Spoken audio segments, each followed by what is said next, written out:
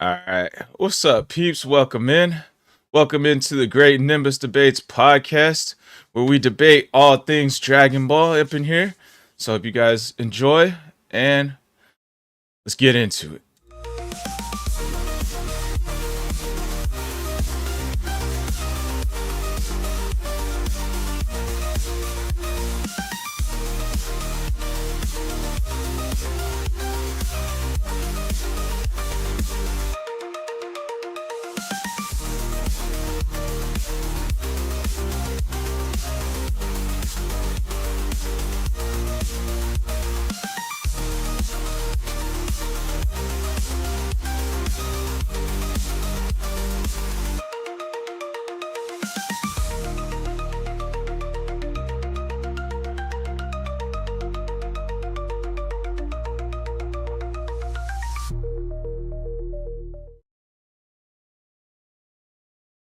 Made sense. That was probably around the time of the Tournament of Power. But I remember when the game first came out, I was on that for sure. All right. Welcome back, everybody. So, first and foremost, we'll start with the introductions. What's up, Charm City? Welcome in. So, I am SquallRush, the gamer, anime nerd, and the podcaster. I got the Linktree /SquallRush. And I got the Linktree backup accounts for like all the backup YouTube accounts and a backup TikTok account just in case I say something too bad on TikTok or some shit and they ban me for a week. Let's see. I don't really have any new announcements. I guess I got a new Sparking Zero Reverse Nuzlocke with DT Dub video coming out this week per usual. And that's pretty much it on my end. Let's see. Intro question will be least favorite. Actually, nah. I don't think Artie will be able to answer that question. All right, what color power up aura would you have if you had an aura color? Mine would definitely be red. Let's see. From my point of view, Logan, Brock, Artie, and then Hunter last. And then so like Artie, the questions are like plug your socials if you have some sort of content creation, but if not, don't worry about it. Just like state your name, plug your socials. Let's see what's left. Any announcements if you got any like content creation announcements, and then the last one's what color aura would you have? All right, go ahead, Logan. How's it going, guys? Name's Logan. You can find me over at YouTube at GUZXmen _ Florida, or just FL because that's what it's abbreviated to. I don't really have any like content coming out, and actually no, I still have to upload my Daima reactions. So if you guys want to go check that out, what up, Seven Ninja? Oh shit. So with it, yeah, just go find me over there at YouTube or Twitter or whatever you type that name in, you'll probably find me. For my aura color, geez, that's hard. I would probably have to say, what's Super Saiyan 4 Gogeta's aura color? Is it like an orange with? I think it's still lightning? yellow. It's still yellow. Like, see, I don't like the fact that they did the yellow aura with Super Saiyan 4. I wish it was like red with lightning. Mm-hmm. But yeah, my aura's got to have lightning though. Okay. Like some Super Saiyan 2, Super Saiyan 3 lightning. Yeah, that lightning is an awesome touch, isn't it? Yeah, isn't it so fire? But yeah, probably red with lightning. Okay, that'd be sick. Sick as fuck. All right, Brockstrap, take it away. Brockstrap55, anywhere you can find me. I'm typically on Rumble, YouTube, Facebook, and sometimes Twitch. Doing a lot of Pokemon stuff. Some Dragon Ball streaming on my Dokkan Battle account. And then on Thursdays, not this Thursday, but most Thursday, we have a Pokemon Soul Link challenge going on live on SquallRush's channel. So make sure to go check us out there. I'm echoing. I think I like Broly's green color. I like that a lot. I think I would probably go with that. Oh, that's a good one. That's a good one, man. All right, Seven Ninja. It looks like since you're in, like you're kind of after Brock now. you know the vibes. Intro questions. What color aura would you have? Okay.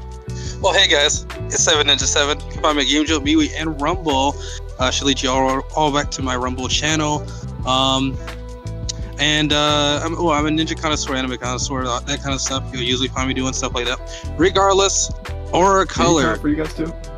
No, I hear him. That's great. Okay, I'll even come back. But aura color is going to be purple. Purple. Ooh. Purple. That's Purple's a good good, yeah. Mace Windu. All right, Artie. Totally took mine. Okay, I'm Artemisia, aka King Uiska. I don't really have any other socials. I used to stream, so maybe in the future I will, but I feel like my aura color would be purple. I don't even like purple, but I just feel like it would be purple. Maybe with like some glitter or some shit. Girly. Yeah, Artie would probably do purple with those little dots from Mastered Ultra Instinct. Oh no, not Mastered. The black hair Ultra Instinct. Remember those little dots? Oh no, you're just talking about Omen. Yeah. Yeah. I know what you're talking about. Okay. All right, take it away, Cold Sauce. Yeah, we always saving the best for last around here. Y'all know who it is. Secret Cold Sauce. You can find me in your girlfriend's bed. That's about it. You ain't gonna find me nowhere else unless you see me on the news when the cops start knocking on my door. But yeah, my favorite aura color, I've been saying this since I started making fan fictions way back in middle school about 15 years ago. This has nothing to do with old school Vegeta or the destruction gods or none of that. I've always said purple. It's always been my color. A lot of it has to do with the fact that when I was in middle school, we started learning about like Greek mythology. A lot of the royalty, they would wear purple because it was like the most expensive dye to find. And the more I saw it, the more I liked it. And it kind of aggravates me that Frieza's aura color is also purple. But yeah, I'm definitely going with purple. True. I like it. I also like Kaioken Blue, Goku's aura, where it's like a mixture between red and blue. Okay. I love that one too. Yeah. That one's good. Bad, but not bad. Yeah, you know what happens when you mix red and blue? Purple. Yeah. It'd be sick if they did like Kaioken Blue with like streaks of red kind of mixing around. Right. It really was like the Kaioken aura first, and then the blue on top of it. Mm-hmm. But yeah, if I can do, actually, since Logan went ahead and put lightning in his aura, I'm gonna put some yellow lightning in my purple aura. I'm putting LSU vibes on this aura. Okay. I like it. Alrighty, well that's the intro. Make sure y'all hit them with some follows and subs, and we'll get into the first segment now.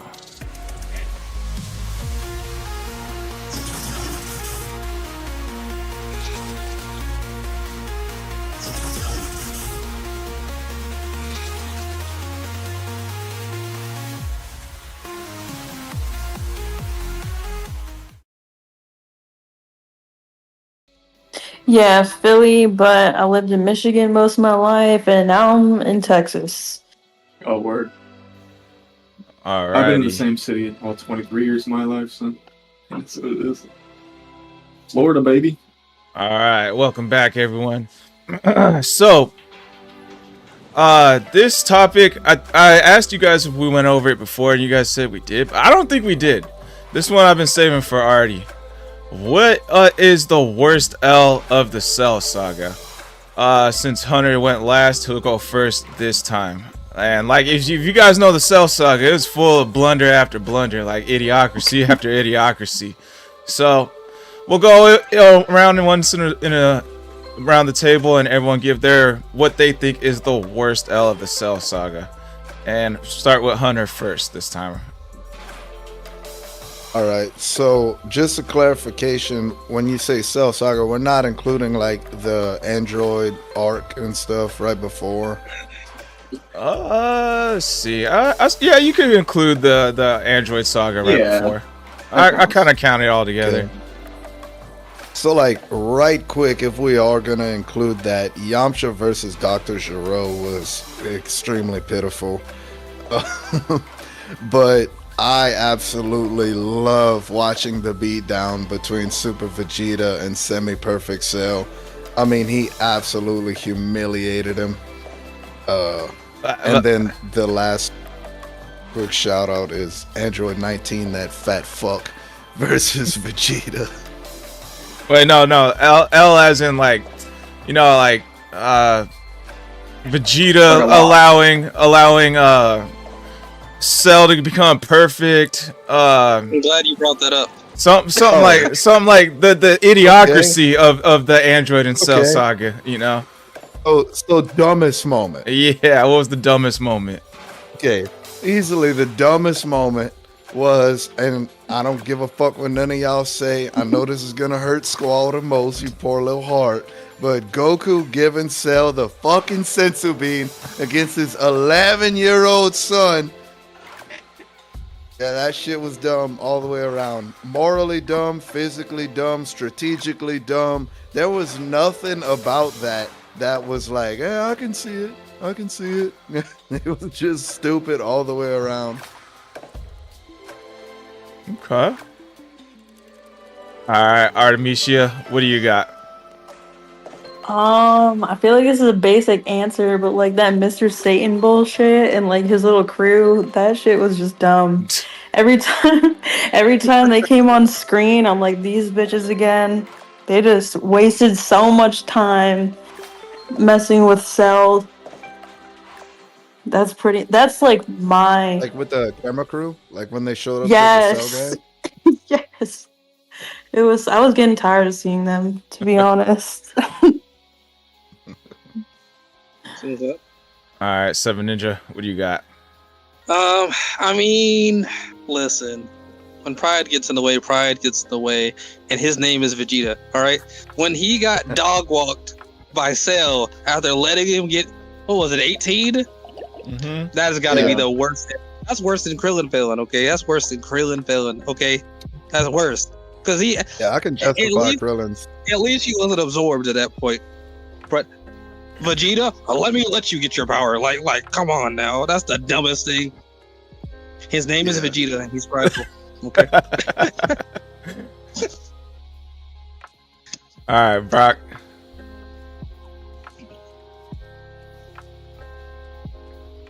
I You're remember No, you're not muted. I remember a detonation that didn't happen because somebody didn't destroy a remote detonator because he had the hots for the lady he might have exploded. Pretty big L. You can say all you want about Vegeta letting Cell go and absorb Android 18, but there wouldn't have been an Android 18 to absorb had Krillin done his part. So, biggest L, the first big L would be Krillin. I get it. I understand, but that was it, man. All right, Logan, what you got? For me, especially with how the story continues through the next arc, I'm gonna have to say Gohan getting cocky against Cell.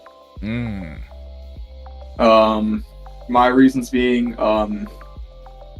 well, she's here, but as we all know, next arc something similar happens, and it costs him, something grave, whether it's his father dying, if Gohan, just would have got the job done, Goku wouldn't have to die. Also, Trunks died. I think they just brought him back with the Dragon Balls, but he did die. So at that moment in time where, Goku sacrificed himself, that's what we know. Also, lore-wise, like seeing like how he didn't learn from his mistakes, I think kind of makes this a really big L. You can argue, as everyone else said, you can argue Vegeta or like Krillin. Krillin, I would have to give him a little leniency because at this point in time, the androids have done nothing. They're kind of innocent, to be honest. At least 1920 and or 1819. Or jeez. 17 and 18. I'm getting a little echo here, like a little feedback. But 17, 18, and 16 are pretty innocent up until that point. I feel like it's kind of within Krillin's character, and just kind of like how they were brought up and raised by Roshi, like not really supposed to like kill innocent people. Just here to help and all that, and also to eat, sleep well or whatever. For Vegeta, yeah, that's just all pride, but that was just kind of in his character to do so. But I would have to say Gohan with how the story continues. All right. So I did want to bring up one that I completely forgot about. Oh, go for it. And that is when Goku got hit by the heart virus because he forgot to take his medicine. Oh yeah, that was huge, L. I forgot about that one. Yeah, stupid. That was a dumb one.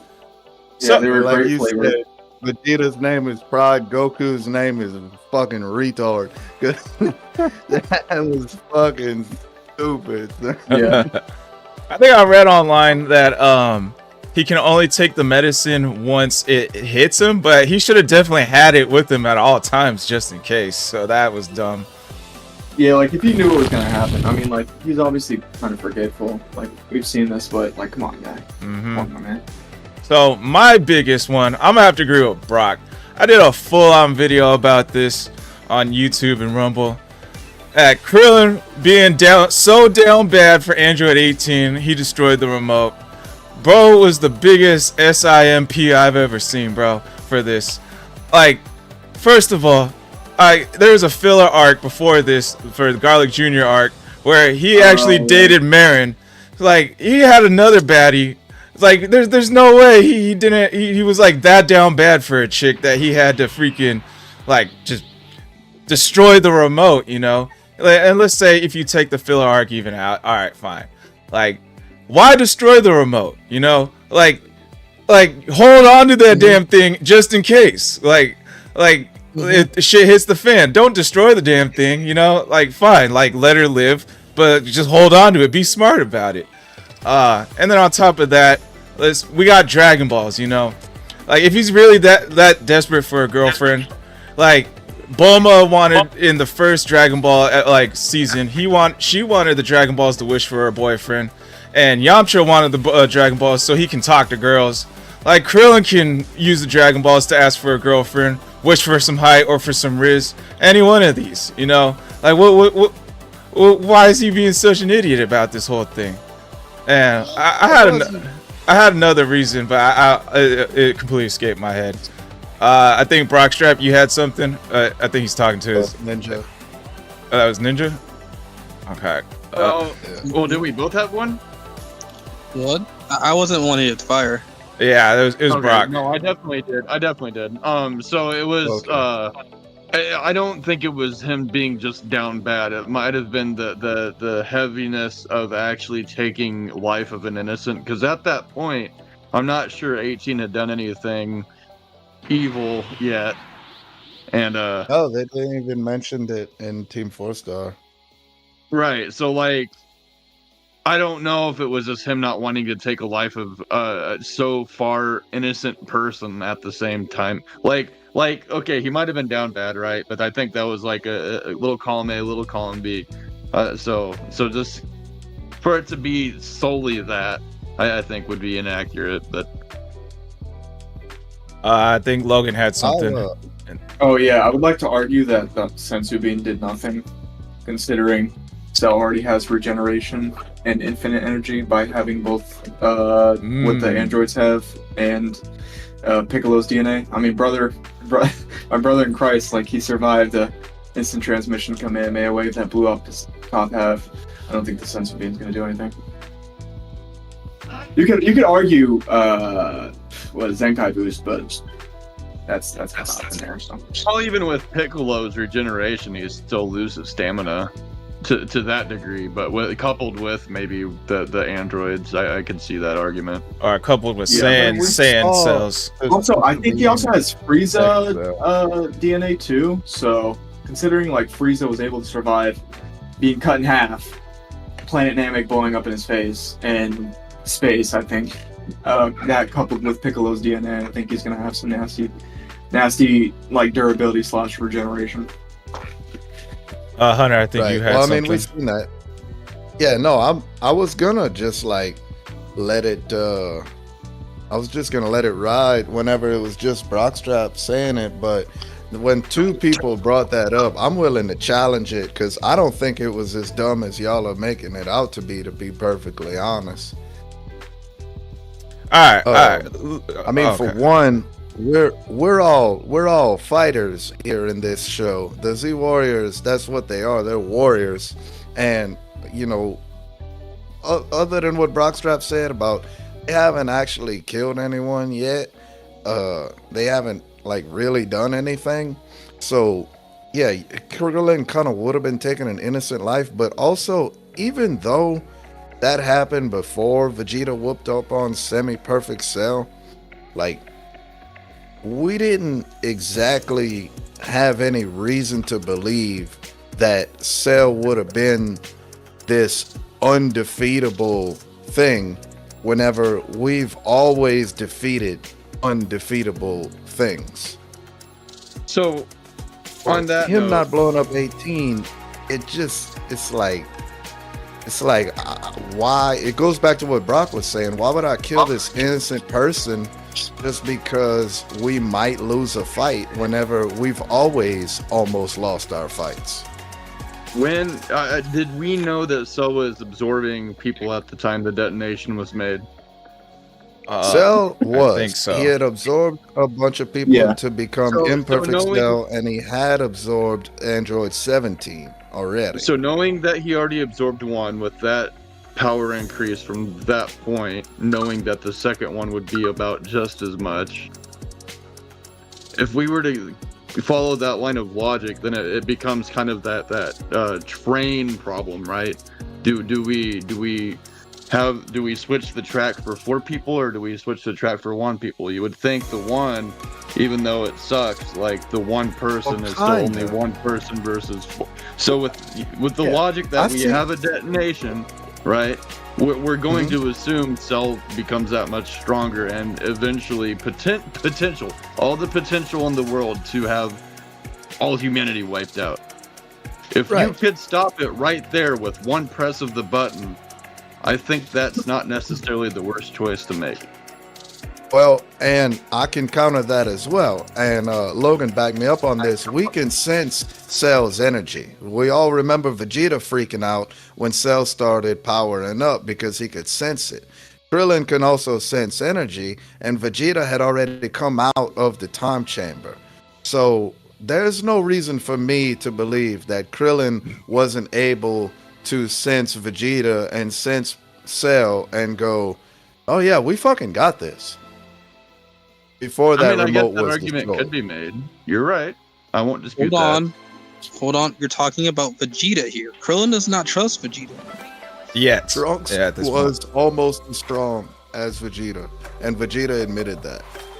But Trunks came back because of all this. But Trunks was tripping when he saw that Vegeta was about to let Cell go after Android 18. He was like, no, bro, like we can't let this happen. And then like Vegeta tried to stop him, and he's like, all right, Dad, I'm gonna kill you too then if you get in my way. And he's like, you won't do it.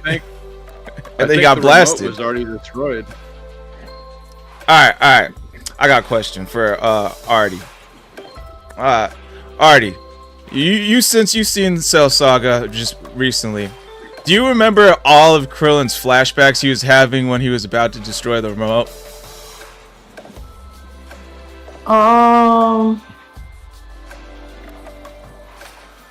What not really, like. Alright, let me jog your memory a little bit. All this guy was thinking about was Android 18 kissing him. It's just nothing but Android 18 and that kiss on the cheek. That's all he was thinking about. This boy was the biggest SIMP I've ever met, bro. He was straight up down bad just off that one kiss. No dialogue, one singular kiss is all that stopped him from destroying the remote. That's the worst L to me. Well, look, if you wanna say that we didn't know that Vegeta and Trunks could have beat Semi-Perfect Cell, you can even look at it like this: whether he is stronger than us at Semi-Perfect Cell, and it doesn't matter whether or not he absorbs 18 or not. If we're gonna lose anyway, I might as well go for the gamble, because we're just gonna lose regardless.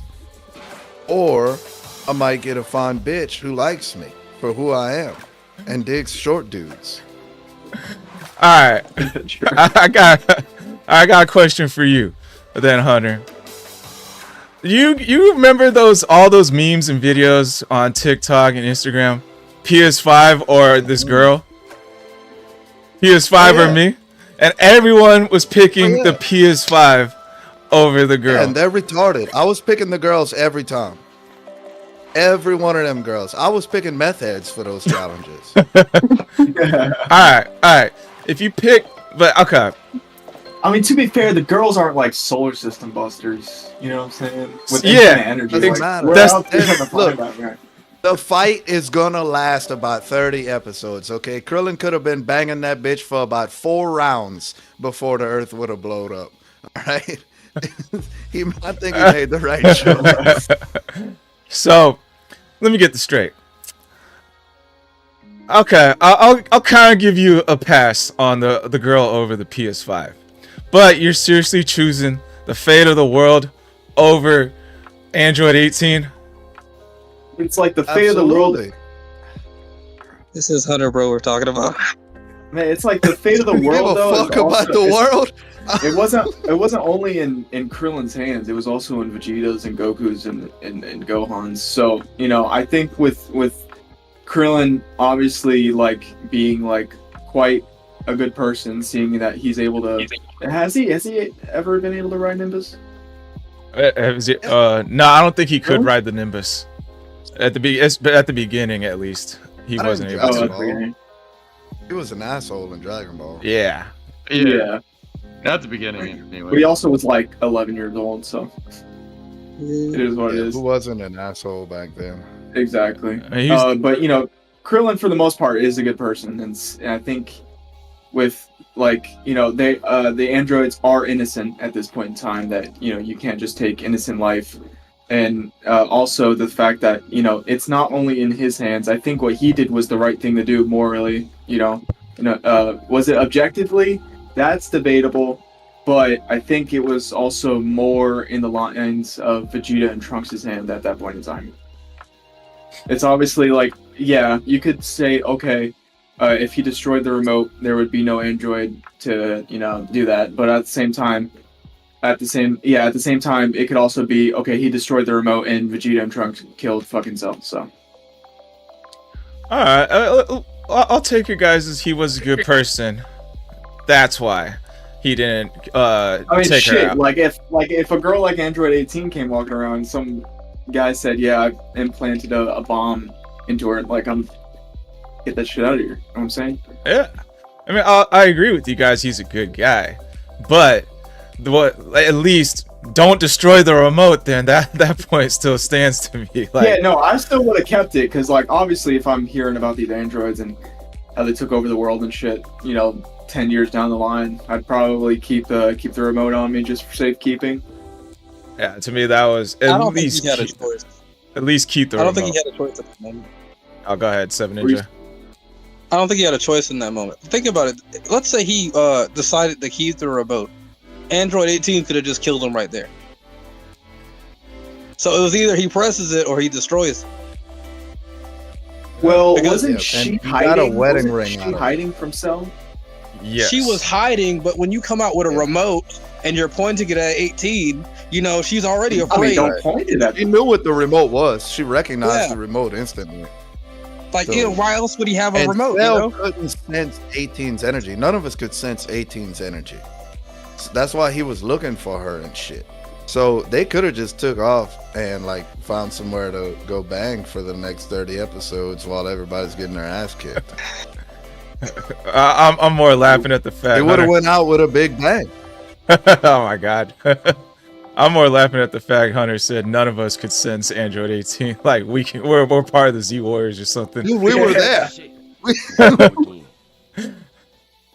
Yeah. I didn't sense it. We're on to we just show up out of nowhere. I did like we're that. like, I did like that. Android 18 is actually over there. All right, Artie, do you have any feedback for anyone's responses? Anything to debate about? Not really. I mean, I think Krillin's a pretty good guy out of like everybody in Dragon Ball Z. I just think he thought he was doing what was best morally, but it was kind of fucking stupid nevertheless. So, but I actually being a first lieutenant, if he was one oh of my your god, ranks, you have ordered him to destroy 18. I mean, oh my gosh, that's a whole different story. Yeah. But Go ahead. I actually gotta hop off. Alrighty, no But, worries. yeah. Thanks for Appreciate you hopping having on. by. Appreciate Yeah, it it. was fun talking with you guys. Oh yeah. Well, if you ever want to being hop here. back on, you're more than welcome. Thanks. She'll be here for the Invincible episode. Oh, yes, for shit. sure. Okay. That'll be lit. All right, bye guys. Later. Bye-bye. Later. Alright, I kind of wanted to talk about like I think we talked about mine and Brock's enough.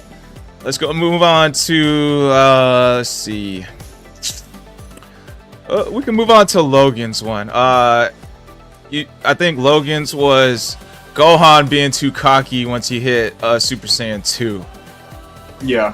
And my reasoning was, okay, now that she's done, like, Gohan didn't learn from that mistake in the Buu saga, and ultimately it costed him, Piccolo, both the boys, and then eventually, it got to the point where they were like, okay, there's a loophole with the Afterlife Goku, we can grant you another life, da-da-da. And then, him and Vegeta had to, for the first time in the series, fight together and ended up fusing, so, that was cool, but I think everything else sucked to the point where Vegeta had to sit there and wait for Buu to absorb Gohan so that he could save, so that Vegeta can go inside Buu and then recapture everybody.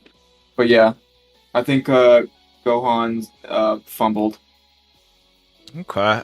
So for the Buu saga, yes, I definitely think that was idiotic. He was acting. I saw one video on that one that like when he got Supreme Kai unlock ability, he became very Vegeta-ish. Like everything he was doing was Vegeta, just arrogance, prideful, like too cocky. But like in the Cell saga specifically, I kind of want to give him a pass because this is the first time we've seen him act like this, and he's like an 11-year-old kid. I agree, it definitely is an L. It's up there with like top dumb moments, but he's still an 11-year-old kid. He's like, this is like the first time we've ever seen him really get this overwhelming, like not overwhelming power. He's definitely had that in the past, but overwhelming, more top than like the top villain that we've had. So, and then he just toyed and messed around and didn't finish him off, even though he had Goku right there coaching him. Finish him now. Like Yeah. he's still like was just like, nah, I got this, like that, like. But I kind of want to just give him the pass for this one time because he's just an 11-year-old kid. He doesn't really know how to handle being like the guy in this situation. That's my Yeah, and I got you. I see where you're coming from, but I think as just because Dragon Ball Z as a whole is one continuous story. So I think that failure really sets it up for the Buu saga, where it's like, my brother, you didn't learn from your past mistakes. Like, you once again had gotten overwhelming confidence, and you got too cocky, and got his stepfather, and his brother and his pretty much cousin killed. Kind of the same way, Gohan got his dad and Trunks killed. back in the Android saga. And yeah, I understand like he's 11 years old, but it's like, my dad's yelling at me like that. Like, I better listen or get my ass whooped. Yeah, that's true. Yeah, I definitely agree with you on the Boo Saga part. That part was definitely a huge blunder. Anyone else got anything on the Gohan SS2? I mean, there's not much to say. I mean, it was a blunder. I mean, you could probably argue like the Saiyan genes, like they kicked in his rage before, but this time he's just straight up, he's got that Vegeta ego side now. Like that energy is just in him now, and so like he's super powerful. He's done seen his dad disrespect Nappa in the worst of ways. I mean, I see how it happened, but I mean, it's still the biggest blunder we've ever seen out of. Is it?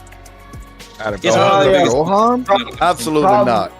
No, Probably. if we're talking about the whole show, the biggest blunder from Gohan was when he missed the fucking Potara earring. Motherfucker can dodge bullets and shit like that, but can't catch a fucking underhand tossed fucking earring.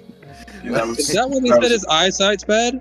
Is that where the reason? No, that was terrible. I think he was writing. in Mystic form though, was he not? They explained that like should have made him way better. They explained in what superhero that he has bad eyesight like in his base form. But I think like once until he transforms. So transforms, like, if he's in his form, he could be. So that was just him being a dumbass for sure. The Goku genes had shown themselves there. But I think Seven Ninja, you were saying, was that his biggest blunder up until the Cell Saga, or were you meant on all of Dragon Ball? In all of Dragon Ball, now I'm thinking about it. Is it his biggest blunder? I mean, it's about comparable to Boo because I think the same amount of people died. Yeah. But I don't know, that Potara, that not being able to catch the Potara was fucking crazy. I'm not gonna lie. Also, you can also argue not training, and then like he tried to power up to Super Saiyan and ROF, and he like nearly ripped his body apart. Yeah, that was kind of mid. Yeah, I think one of if we're counting all of Dragon Ball, like one of Gohan's biggest blunders to me is just not training. Like, as smart as he is, you know something big, like if some big bad villain's gonna come out again sooner or later. Like, you should at least keep up some sort of training. Like, yeah. He's not as smart though. I mean, with Videl and Pan, like it's not quite the same relationship that Goku had with Chi-Chi, along with at least Gohan, because he wasn't really there with Goten, but it's just a different family dynamic too. So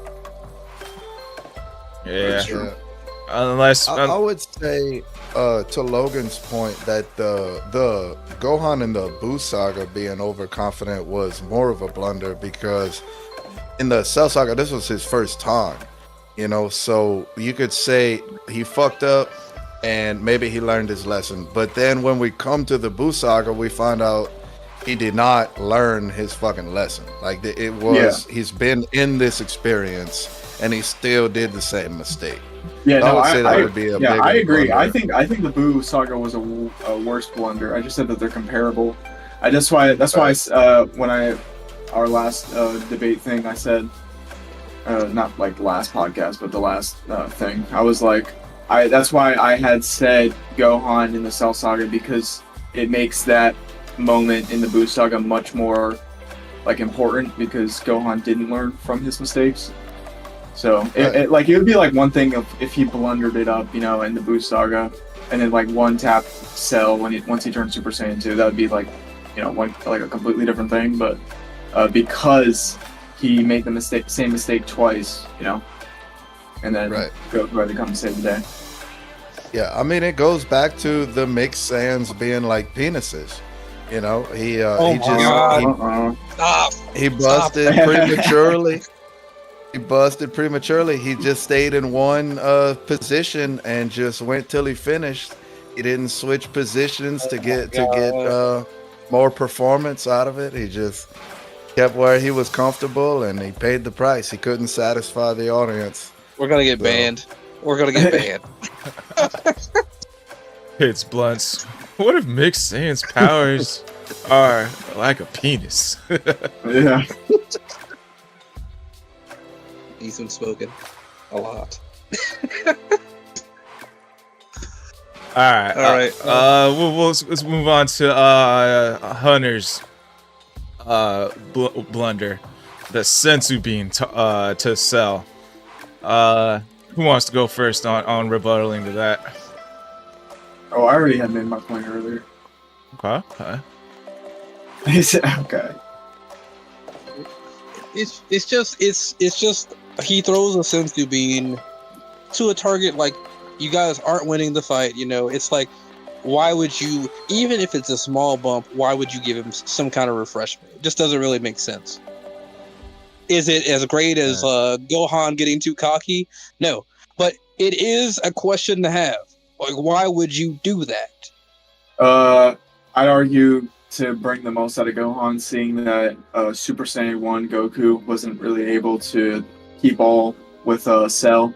So knowing that Cell is more powerful than Goku, that he's able to push Gohan to that limit, and that at that point in time, nobody else is going against Cell, and it's obvious that Gohan is the last hope, and the only future that they can secure is Gohan going Super Saiyan 2. So that's probably why he gave him that.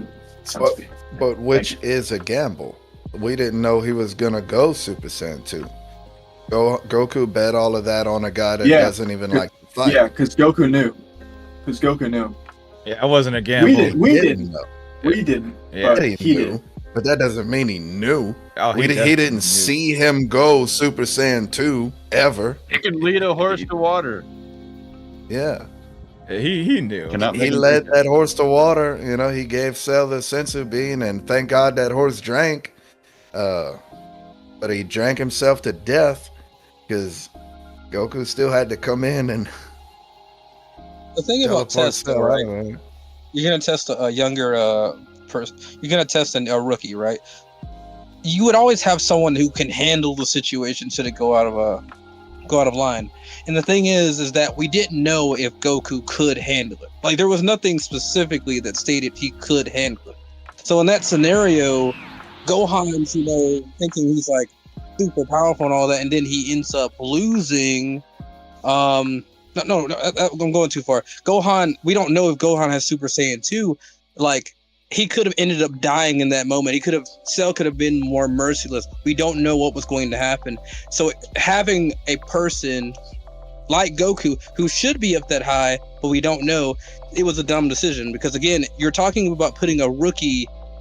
I think there was something recent about two pilots are driving a plane, and they were both rookies. Like, you don't put two rookies in the same plane together to fly with some passengers. The situation is different because there is no one to help that rookie. Gohan is the last stand between the Z fighters and Cell at that point in time. And I also saying that Goku wasn't able to get Gohan to that level there, and Cell is more powerful than him. And I think Goku had to, number one, believed in his son, and number two, needed to do what was necessary in order to get Gohan to that level. I still don't think the power or the sensu bean did anything for Cell, like, whatsoever. I think that was just kind of an oopsie by Toriyama because it doesn't make sense. So I don't think Cell did anything noteworthy or gained anything noteworthy. But that's just me. But as for like story wise, I'd say that Goku needed to do whatever was necessary. There was no one left to help Gohan or like to beat Cell. Like none of them were really comparable, and Goku knew it before we did, and then that's what led up to that happening. I definitely agree with that, because in the hyperbolic time chamber, it took everything Goku and Gohan had just for Gohan to reach Super Saiyan 2, just for a glimpse. And so Gohan needed someone stronger, and who's the better choice than Cell? So Cell was the person that could push Gohan into Super Saiyan 2. But the sensu bean thing, like, to me, like, it wasn't really that much of a blunder. It was more of a, like, dude, like, he's being an asshole to Cell, like, trolling him, like, bro, you need this, bro. So Gohan's gonna kick your ass. I've tested your power. Gohan, like, knows how strong you are, so he's gonna be ready for this fight. The blunder to me is just that Goku didn't suspect didn't know that Gohan would be that cocky once he turned Super Saiyan 2. Once he did turn Super Saiyan 2. That was the blunder to me out of that situation. Go ahead, Logan. I also think that in terms of what you were saying, we're like, oh, we didn't know if Cell was going to be like merciful or like merciless. I think like through the battles that Cell did at the Cell games, where and also Cell as a character where he loves to like the competition, like he loves the fight, and like obviously like that he just wouldn't like one shot Gohan. Also knowing, I think there was like a little moment after like Goku said, yeah, Gohan's gonna go against Cell, and Cell was looking at Goku like, what? But then like I think in like a couple minutes he like realized that like, yeah, this isn't like a troll or anything. I think Goku's like, being for real, and like kind of gave Gohan a little bit more respect, but I could be remembering that differently. All right, Hunter, go ahead. Yeah, I mean, y'all are talking about Goku's faith in Gohan like it's just absolute fact, and it's seriously a gamble. He didn't know that Gohan could have gone Super Saiyan 2, and everything's on the line right now. So any kind of power up to the enemy, any help to the enemy. I mean, look, it's like Ninja said earlier. If Cell would have been merciless, if Cell would have came at Gohan like the Cell Juniors came at everybody, we would have lost. The whole thing would have been fucked up. We all would have lost. He would have killed Gohan right away. It wouldn't have. Everybody would have been looking at Goku like, "What's the fucking plan now, asshole? Why'd you give him a sensu bean?" Like it worked out, but that's because the gamble paid off. There was no guarantee that was gonna happen. So basically, this is the same exact thing. Goku throwing Gohan at Cell is the same thing as Piccolo throwing Gohan at the huge rock in early Dragon Ball. Like after they defeated Raditz, Goku's dead, and Piccolo is now Gohan's now under Piccolo's custody, and he's like, "Look, I seen your power. Like, show me it one more time." Throws him at a rock, and he's like crying, and right before he hits the rock, he charges up, gets angry, and blasts a big, huge beam, destroying the damn thing.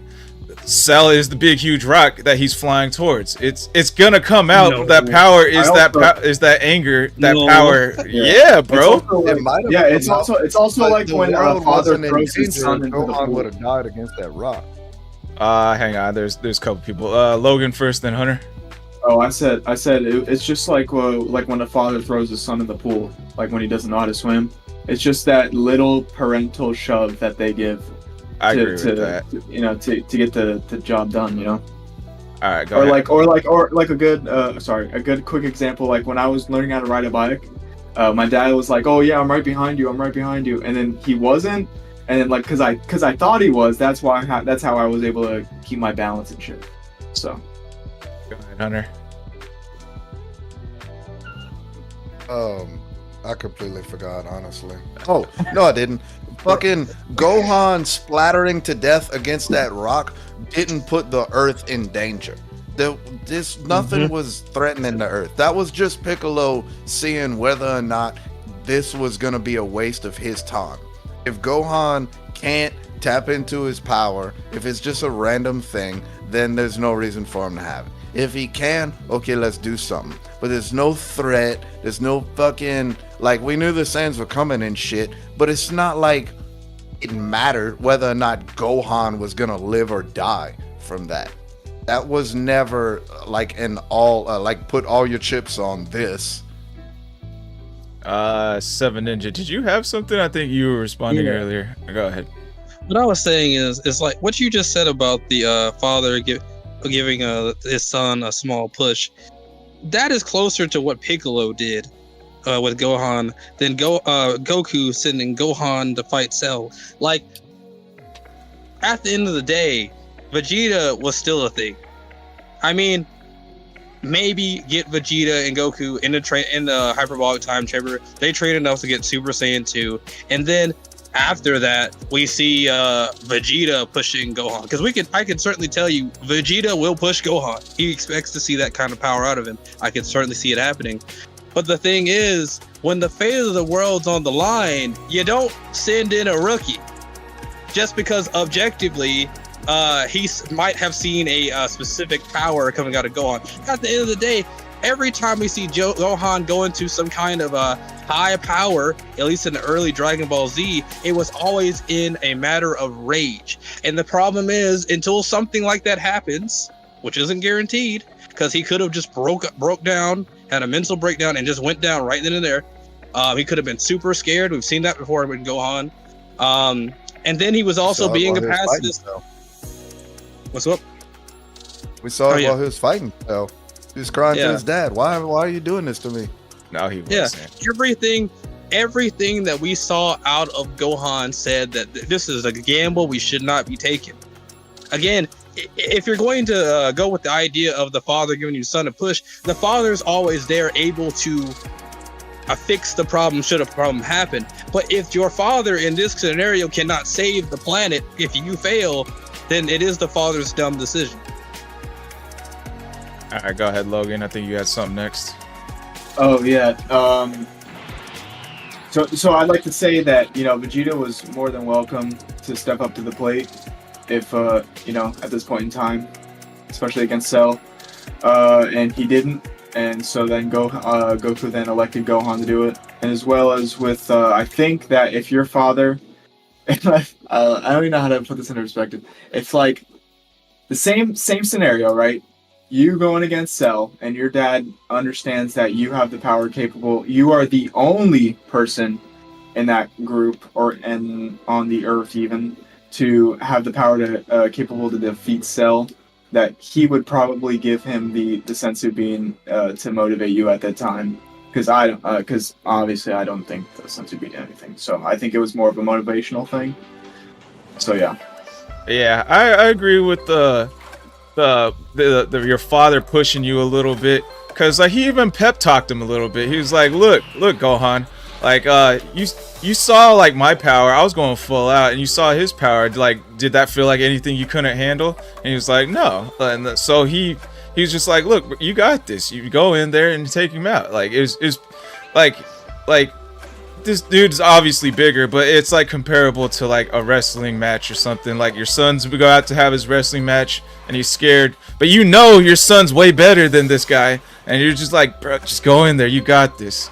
And then I wanted to kind of respond to Hunter. Like I agree the stakes were higher between the Piccolo example and the Cell example, the Rock versus Cell, but Gohan was more scared of the Rock as a 4-year-old kid. When he was about to fly into it, he was crying his ass off until he got angry and mad and destroyed the Rock. He was not scared at all when he went into this fight. He was chilling.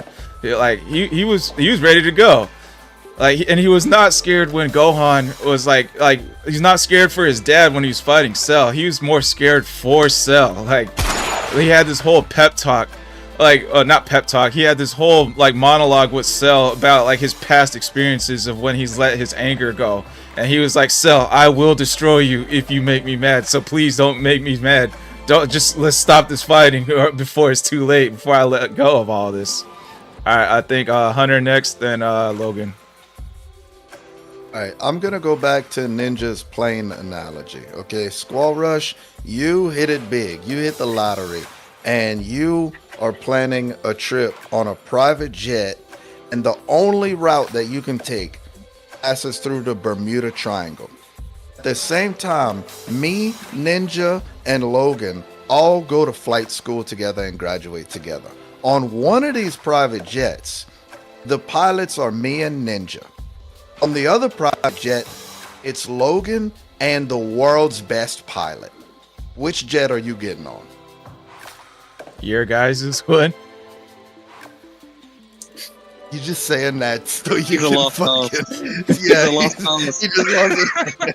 Yeah, no. He's a lost cause. You're just saying that because you want to disagree Sounds with like us. you're explaining It's too much of DEI a right gamble, now. bro. It's too much of a gamble.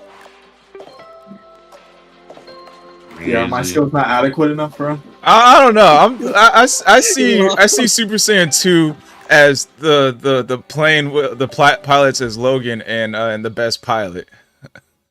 Not you guys as the one who's just graduated the school. The best pilot is Super Saiyan 2. Yeah. Okay. And Super Saiyan 2 is the only thing that can beat Cell. Yeah. So Gohan never went Super Saiyan 2 before Goku threw that sensor beam at him. No, that's not true. And the threat being Cell is the Bermuda Triangle. You're probably not getting through the Bermuda Triangle. So are you going to choose the plane that is most likely not going to get through the Bermuda Triangle, being not Super Saiyan 2 11-year-old Gohan who has never wanted to fight ever? Or someone with experience beating people that he's not supposed to be able to defeat? Goku. He's I'll let Logan go first. Nah, he went Super Saiyan 2 before that moment in time. His first time going Super Saiyan 2, he was in the hyperbolic chamber with Goku. Did you say that was Also- Pillar That Huh? was not. That wasn't Super Saiyan 2.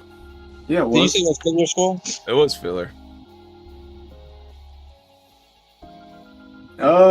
I mean, so Toriyama said that like filler, like in the anime, like is still canon to the anime, and also the anime is like its own canon. So like obviously like there's multiple different canons, so it's like kind of tricky. But I think it was also in Kai.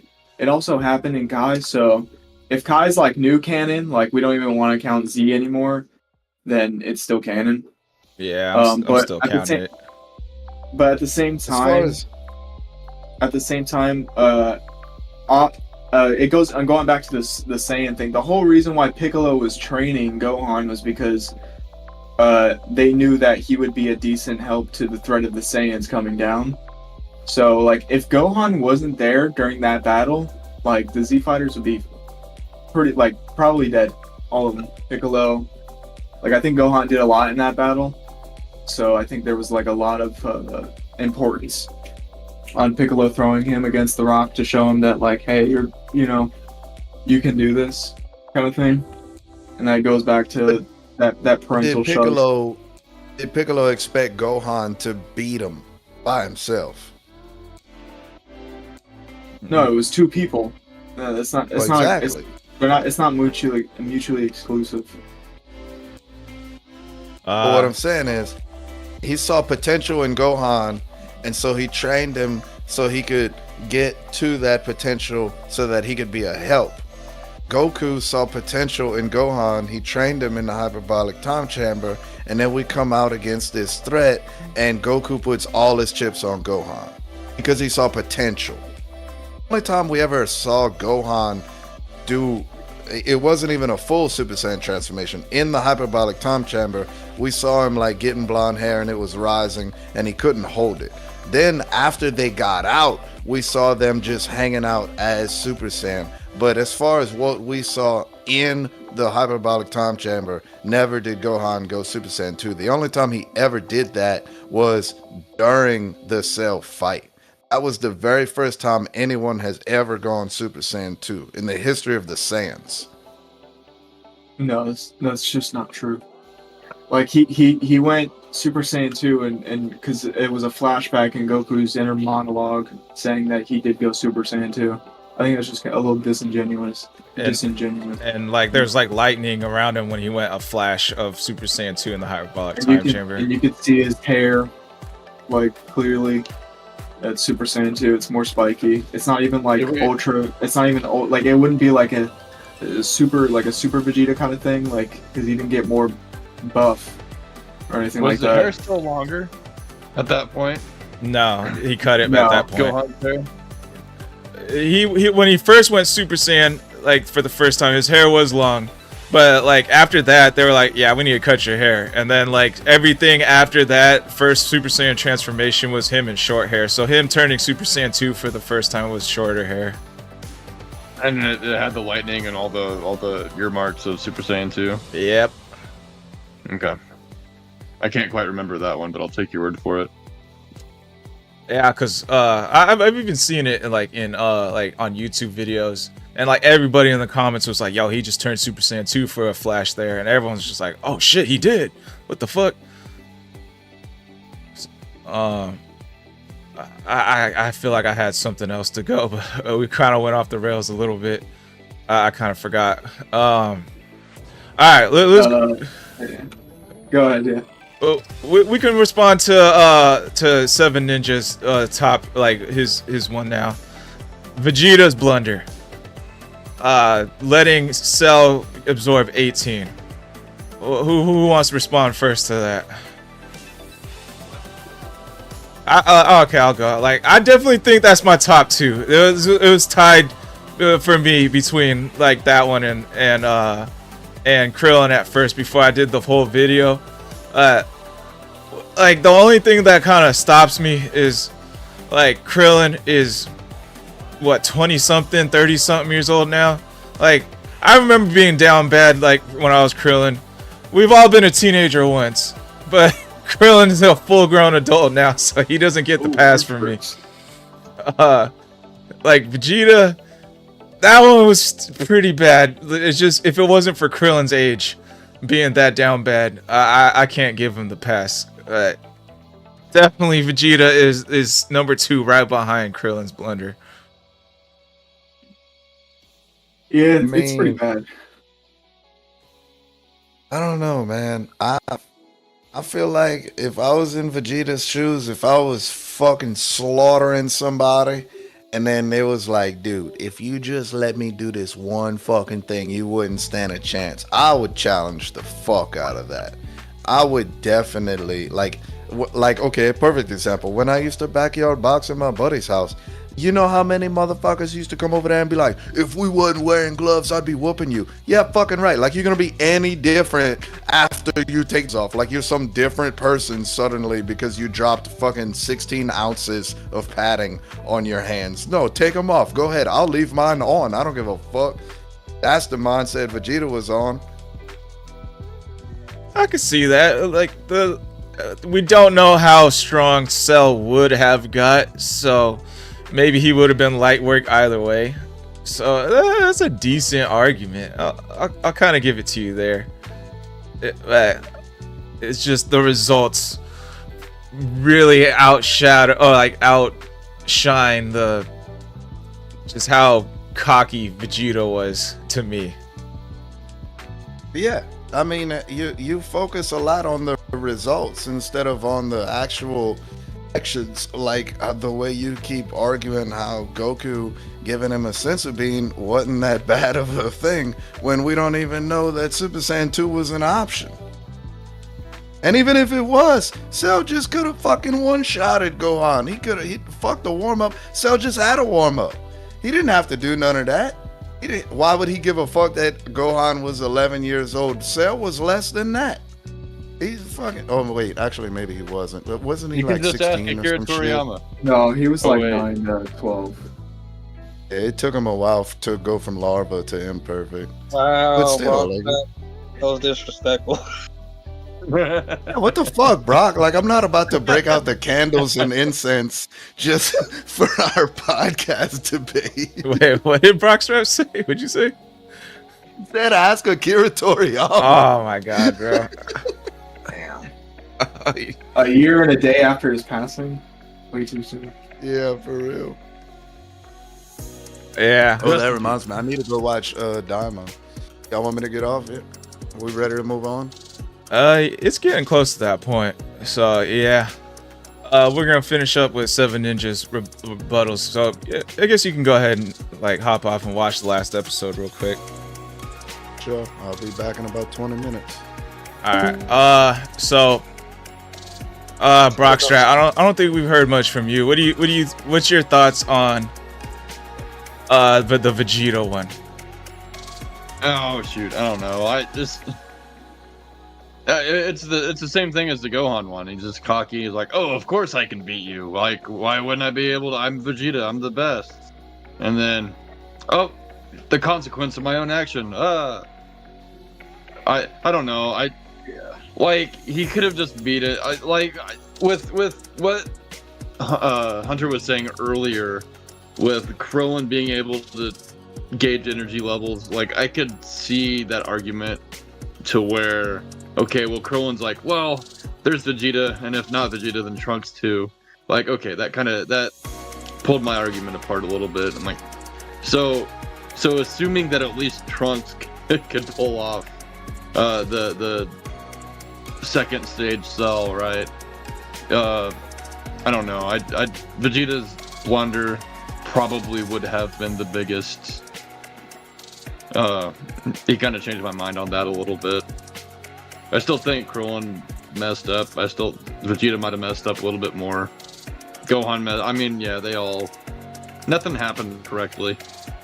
But I mean, what good is a story if you just have everybody make all the right decisions and then nothing happens, right? Yeah. Well, like I don't know. Someone's got to fuck up. To me, it was like the Cell Saga was like, usually like the main characters have plot armor. Like Cell had the biggest plot armor I've ever seen in this little segment here. Pretty much. Like nobody really messed up in the Frieza saga. Like it was just like, oh, they're stronger than me. Well, we can get stronger this way. Let's go do it. And then they're stronger again. And then the same thing. So like, I don't know how you can necessarily.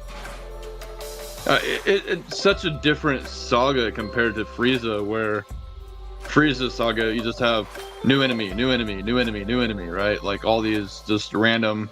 The Ginyu Force, Pui, Yeah, whatever. What else? The Like Ginyu Dodoria. Force.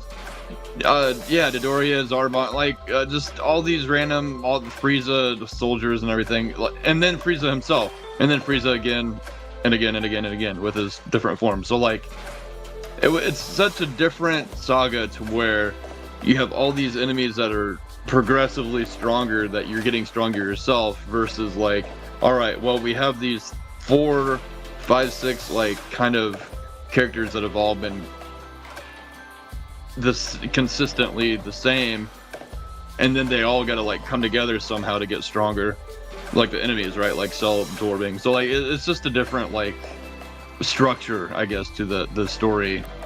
Yeah. There. So there wasn't really. He didn't really have to worry about the messing up. And the Frieza saga, because there was always like the next goal to achieve, to where like, all right, well, we're all kind of stronger. And you got to mess up at some point. I don't know. Yeah. I wonder how I wonder how it all would have worked without the hyperbolic time chamber. True. Lost. They would have lost. Yeah. No, but like even like in the Saiyan saga, I think the only one to muck up was Goku when he let go of Raditz tail. Yeah. But that was like him being like naive, you know. And I guess it kind of still worked out, because if Goku didn't die and go to King Kai's, he probably wouldn't have been able to beat Vegeta and Nappa. Probably Nappa, to be honest, but probably not Vegeta. So it is what it is. The whole, I don't know, just when you compare it to, there was something I had to respond to, but I kind of lost it. But when you compare, like, let's say Vegeta versus the Senzu Bean one, like, they don't know how strong Cell is gonna be once he reaches perfect form. Like, they kind of have like an idea how strong Cell is during the Senzu Bean one, and Goku's the only one who knows how strong Gohan can be. So like he knew Cell was light work, versus Vegeta was way in over his head. Like he did not know how strong a Cell was gonna be, and he made the biggest mistake by allowing it. And Trunks was there to stop Cell, and he fought Trunks to get out of the way and let him absorb. He was basically a bad guy at this point, like helping out the enemy. He helped the enemy. Like Goku actually helped Gohan achieve Super Saiyan 2. Yeah. Anywho, all right, pull up this slide. It's We'll like, let it go. oh. We'll let it go. Oh. We'll let it go. It's all very great arguments. All right. I guess we got like time for a short little. We got like 20 minutes before I want to start the Dragon Ball Diamond discussion. So who wants to do like a little quick debate for us to do? Why don't we do like a Dragon Ball Kahoot? Kahoot? What is that? You don't know Kahoot? It's like a quiz thing, and you all go up on it, and then like whatever's the right answer, who clicks it first. Oh, are you guys even like? I know you two are on your PC. 7 Ninja, are you on your PC? Laptop? Yeah, I can get on it, but I mean, we probably need to set that up for like next time. You know, I think I could just like stream the website, and then like Did everyone we already can do see the Vegito or Gogeta? Which one's stronger? Vegito or Gogeta. I feel like we've maybe have done that one before. I did that one a long time Logan was ago. here. I don't think you guys were on the podcast. It's like a whole different cast back then when we did this one. But no, I think Logan did bring this up. Someone brought it up. Oh, maybe I did. I do remember this one. I think was it like one of our first? Yeah. One of my first podcasts. It might have been. Maybe we can run through it again real quick while waiting for Hunter to get back.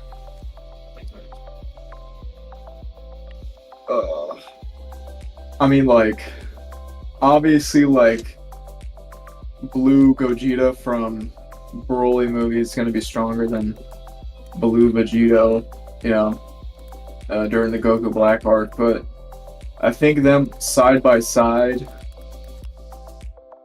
I think, like, because obviously, like, when Elder Kai was like, oh, they have the rivals, shit with Potara that makes them like a little more powerful than usual. I don't think that got retconned. So I think like by default Vegito would probably be stronger. But I think I mean shit, like Boo went inside of his body, right? And like tried to destroy it from inside and he still couldn't die. Like I don't really know if Gogeta can do that. Maybe he can. But like I don't know. And then he also got turned into a candy and was able to survive that. So, like, Vegito has the better hacks, like, obviously. But I like Gogeta better. And I'd also argue that Super Saiyan 4 Gogeta beats all of them, so. Alright, 7 Ninja. I mean, at the same time, Super Saiyan 4 Vegito, we've never seen it. Probably beat that one. Super Saiyan 4 Vegito, Logan, versus Super Saiyan 4 Gogeta. What are we seeing here? That's the base. Yeah, I think Gogeta still got that. Yeah. You know what? I'll give it to Gogeta just because I believe Gogeta would go for the kill first. Yeah, that's also true. It's like, if they are really that comparable, like, let's just say, like, all the hacks, resistance that Vegito has, Gogeta has, right?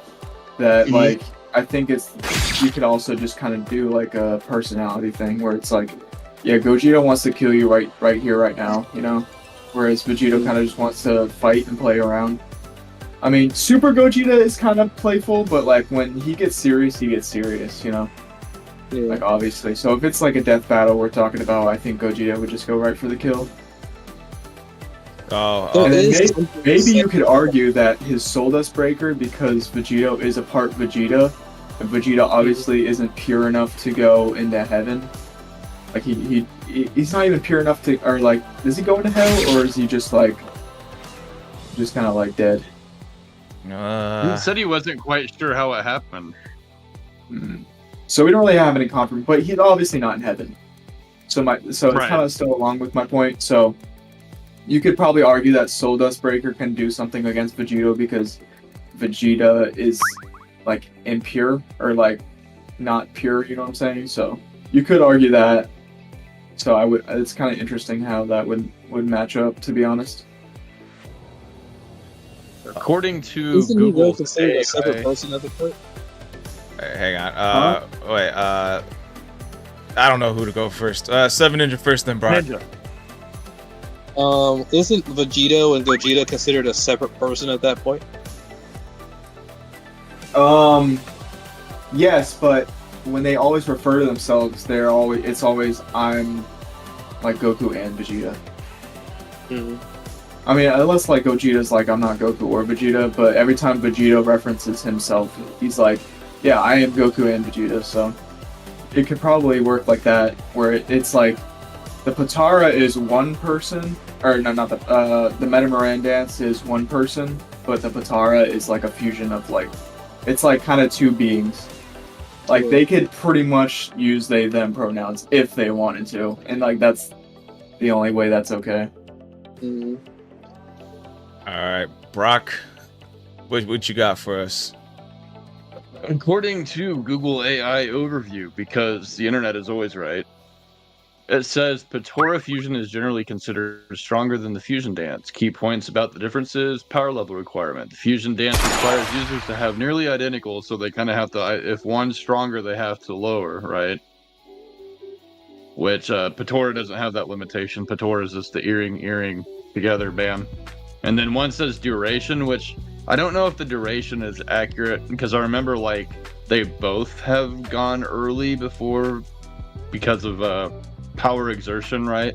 Like it was kind of retconned, I think, in the Future Trunks arc of Super, where the blue was so strong that it turned shortened the duration. So I don't know. Generally, Potara seems like it could last longer for whatever reason, but anyway, yeah. So just on Goku and Vegeta are always kind of like climbing up the opposite ladders to each other. So I don't know if necessarily they would ever have to like lower too much, but even if they had to lower a little bit, just saying, same place and time, same base power levels, one versus the other, assuming that even one would have to come down a little bit, the Potara in that instance, I guess, would have just that little edge. But you do have the different personalities to deal with too. So yeah, where Gogeta does seem to be a little more serious and getting the job done, maybe that might give him the edge over Vegeta, who's typically, but even Gogeta in Dragon Ball GT, right, the Super Saiyan 4, like he did the whole confetti thing, and so I'm not gonna say that he necessarily is super serious himself all of the time. I would like to add that the only reason why Gogeta didn't finish the job was because he had to purify the universe, make sure that all the negative energy didn't implode on itself. So that's what Gogeta was doing. Forgot about that. 7-inch, I think you had something.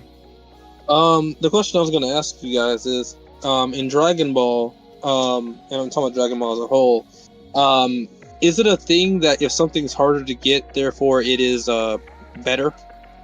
Like as a general concept for Dragon Ball? No. Not in Dragon Ball. Elder Kai unlockability was the easy ass pull of a power up. Elder Guru was the easy ass pull of a power up. Kid Trunks, Goten got the easy ass pull Super Saiyan power ups. True. But Super Saiyan itself is in their base, it's in their bodies, versus a unique, enhancement from a guru is not something that everyone would get. Universe 6, Super Saiyan transformations, just a tingle on your back. I'd argue that's about the same as Trunks and Goten. Yeah. You know, they're pretty calmed down. I think like I'd argue Super Saiyan Blue as well. Like just a movie later. Oh yeah. You know? Oh yeah, even Super Saiyan God is a pretty easy one. You just need 5 Saiyans to give you energy. Yeah, that's true, to be honest. I think the hardest part was getting Vegeta to give Goku energy. Yeah. That is true. I would probably no, you just want to give me your energy. Vegeta getting Super Saiyan Blue versus Goku getting Super Saiyan Blue. What was that? No. Vegeta becoming a god versus Goku becoming a god. Was that ever explained? No, he just went to Whis'. He went to Whis' and trained. That's That's how he got his god form. Okay. So, however they did it, I don't really think it's been explained. But obviously, if we see Gogeta, or not Gogeta, but Vegeta having Super Saiyan Blue, I would think it possible for him to have Super Saiyan God as well. So, like, it was cool when we saw it in Broly. It was fucking awesome, to be honest. But, like, we all know he could do it. Also, in the manga, he was able to do it. So, I'm gonna use the restroom real quick now. I see what your point is, though, Seven Ninja, but the whole... I think Potara is easier, so but the fusion dance is harder to master, so it should be a stronger one. Mm-hmm. Rockstrap, I think you had something. Yeah, I think we cut you off earlier. I didn't know. No, it's all good. I didn't know if he was insinuating that the dance is harder to pull off to make it stronger, or if like a Kai's earrings would be difficult to get, which you would think that would be the case as well. Like, I mean, it's I'm looking it's at not like just everybody in the Kai's Patora earrings. I'm looking at the idea of like, you know, 5 Saiyans in theory is easier to obtain than Whis' training. And so in that way, the fusion dance is probably easier to obtain than the Potara earrings. Right. At the same time, you need to know the fusion dance itself. But one, I'd still argue, is harder to do because there's no chance you'll meet a Kai. Right. Oh, so you're saying the Potara is harder to acquire than the fusion dance? Yeah. That's what I was getting. I mean, yeah. Which means that usually, I think, at least, while there will be others who obtain something faster, it seems to be that if it's harder to get on average, it should be stronger than the easier one. Okay. I can see so that. I think Potara, on that idea, should be stronger. But again, like I said, Gogeta will kill first before Vegito. My personal favorite is Vegito over Gogeta. I think Vegito and my just to me just looks cooler. But like when I like looked it up online, like the feats between the two, Vegito like went toe to toe with gods, which is really cool. Like Zamasu combined with Goku Black, but Gogeta, when he was clashing punches with Broly, they were shattering dimensions, which is a feat that's way far higher than Vegito. We are talking about different points in time, though. Yeah. We have to see Vegito again to see if he can do something like that before I'm picking Vegito as stronger. And he's my favorite of the two. Yeah. I mean, one yeah, thing like that can be kind of said is that like Vegeta only won recently, versus Goku seems to have won more times than Vegeta, so that could play a factor in Gogeta being the more upfront personality versus Vegito, or Vegeta's personality. I think that plays a role. So, wait, that plays Goku a role. usually beats Vegeta. Wait, what? Usually, Goku would usually beats Vegeta, right? That's like the thing that Goku always overcomes the issue that Vegeta was trying to beat, and Goku always doesn't. So by that logic, that could apply into Gogeta would always beat whatever that same target is that Vegeta was trying to beat, because of the fact that Vegeta is never the one to finish the fight. I see. What's up, the Venaku? I think if we're counting only canon ones, Gogeta's. You're talking like Gogeta is the Goku dominant one. Is that what I'm getting at? That was the impression I got. Okay, so since Gogeta is the one that wins, then it's Goku's dominant, and since Goku's usually the one that wins, like overcomes the power barriers and stuff like that, like it's like Gogeta is the stronger one because Goku is the more dominant one. I think that's the point you're trying to say. Yeah. Okay. That's okay. Lay it on me, Logan. I feel like you got something to say. Huh? Lay it on me, Logan. I feel like you got something to say. Oh no, I'm not.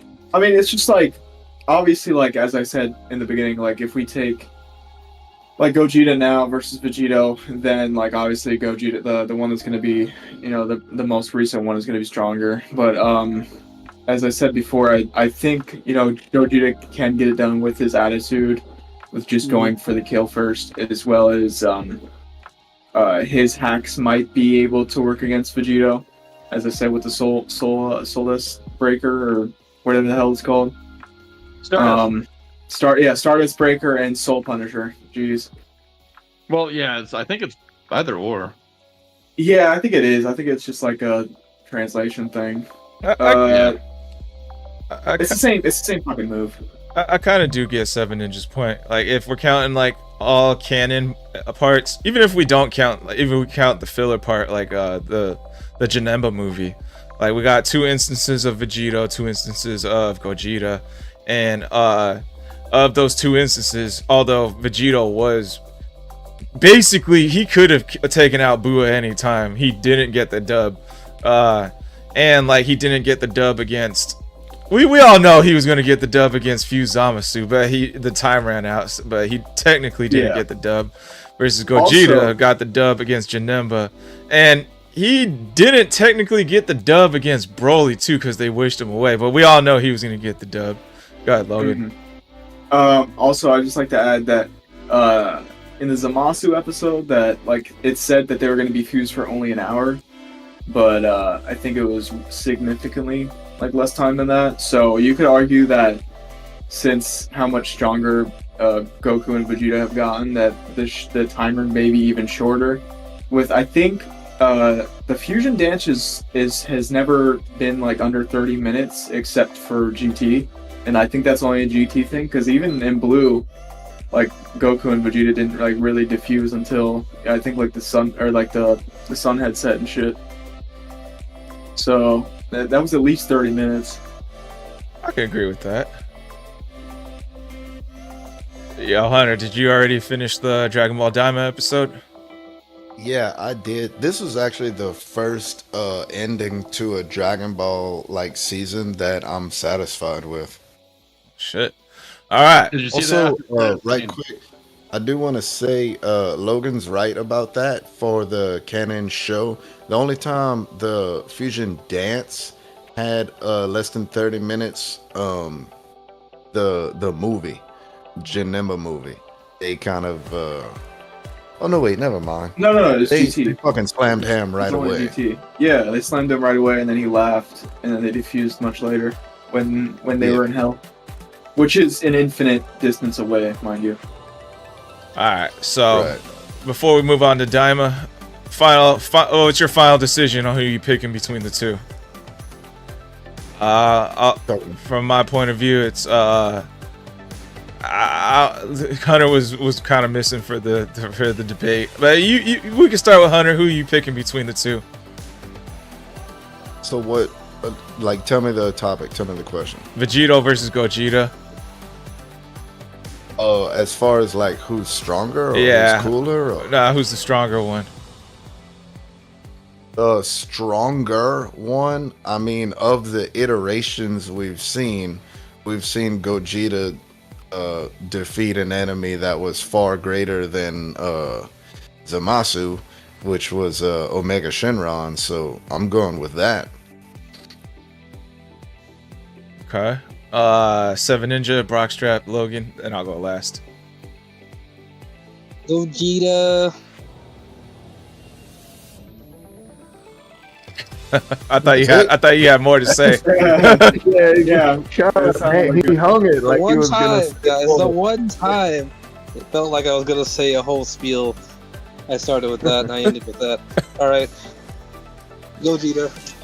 Alright, go ahead, Brockstrap. Pineapples. I mean, I don't know, Vegito. If again going back to my, if at the same time in the same place, one has that limitation where they need to be equal versus the other where they don't. So. Huh? Logan. Power level wise, anyway. Yeah, as I said before, I think Gogeta's his hacks could probably work against Vegito. With that being said, also the attitude and the time limit. I also think that Gogeta has consistently shown more time than Vegito, so I'm gonna say Gogeta. Yeah, I personal favorite for me is Vegito, but Gogeta doing the punching through dimension shit in the Super Broly movie, that's like a far higher level feat than I've seen Vegito do ever. So my pick is Gogeta. He confused that they were in a different dimension. Was that him doing it? Can you say that again? Was Gogeta, was he surprised at that point in time when he went through a different dimension? I doubt he would be surprised. Yeah, he was. Yeah, he was, because he was like, "What the?" Yeah. Yeah, right. No, it took him a second to register what was happening, so I didn't know if that was of his own action or if that was like just from the clash between the two powerhouses. I think it was. Well, obviously, like with every reaction, it comes opposite. Right, people. Dude. So he would have to withstand that power and output it at the same time. But so like, I think what happened, it was more like when Goku was clashing fists against Beerus, where he was like, they almost destroyed the world because he couldn't control his power yet. It's not to say like Gogeta couldn't control his power, but I think he was like, he didn't realize that force would break the dimension around him. Yeah, I don't even think it registered fully yet, because like he was just like kind of like, what the, and then Broly's still in this berserker state and just started wailing on him, so he was like, oh fuck, I'm still in a fight here. Right, he didn't have a chance to like really react. But I think Beerus, if we're talking about Beerus versus Broly and the idea of the world of the universe just breaking for a moment, I think Beerus still was trying to control like where his power was going, like Goku was, versus Broly's just fighting wild, and just like Gogeta cannot handle his side of things while also trying to handle his. So it could have been worse, honestly. Yeah, could have been way worse. That's a good point. I like that point. Alrighty, peeps. Dragon Ball Diamond discussion segment 3 starts now.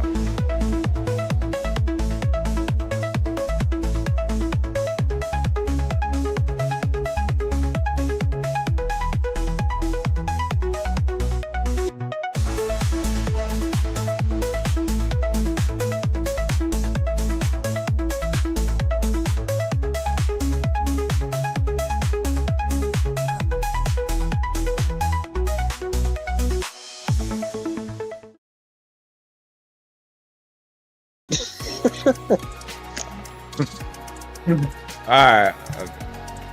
Damn, bro, I gotta watch that part. Fuck. Yeah. Just start us up, and then me, Logan, and Alright, we're started. We're started. Yeah. Alright, go ahead. Talk about it. What do you guys got? I'm gonna watch this real quick. It didn't really add much. It was just kind of a fun little... I mean, it kind of did, but not really. So, Logan, how does it feel?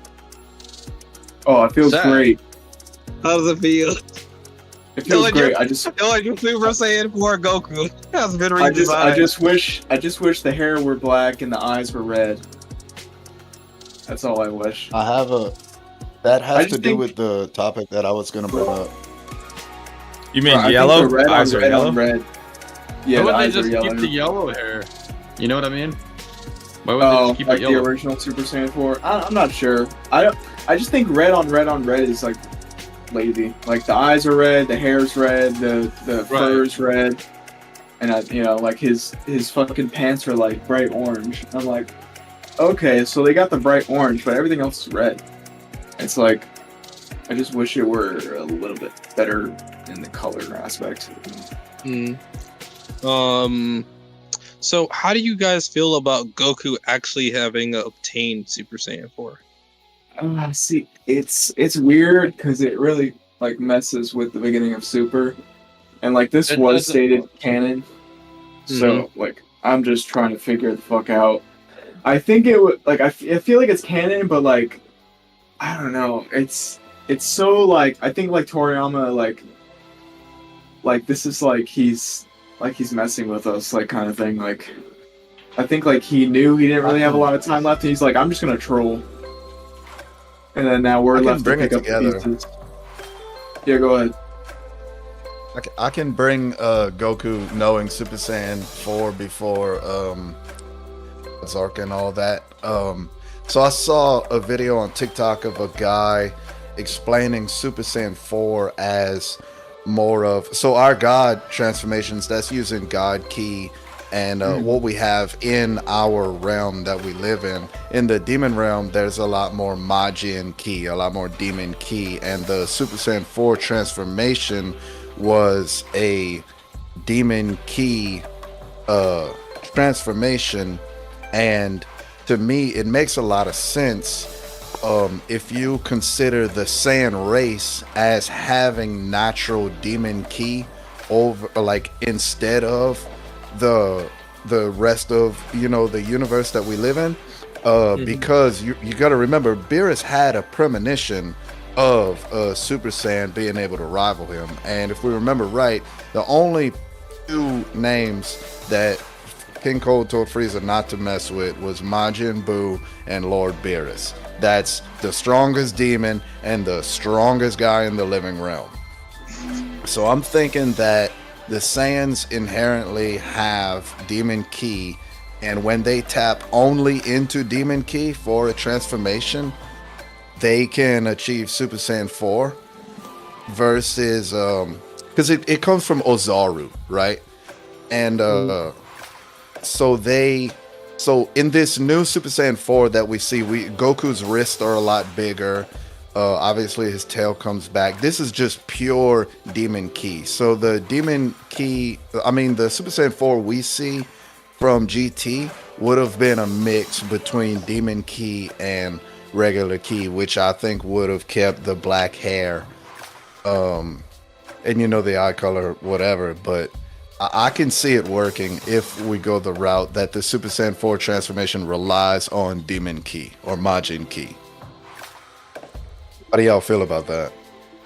I think that I think him being in the Majin realm did like unlock something like. Because never unlocked it for him. Yeah, because yeah, exactly. So I think maybe he infused him with some magic to then bring out his tail to there when he could now transform into Super Saiyan 4. It's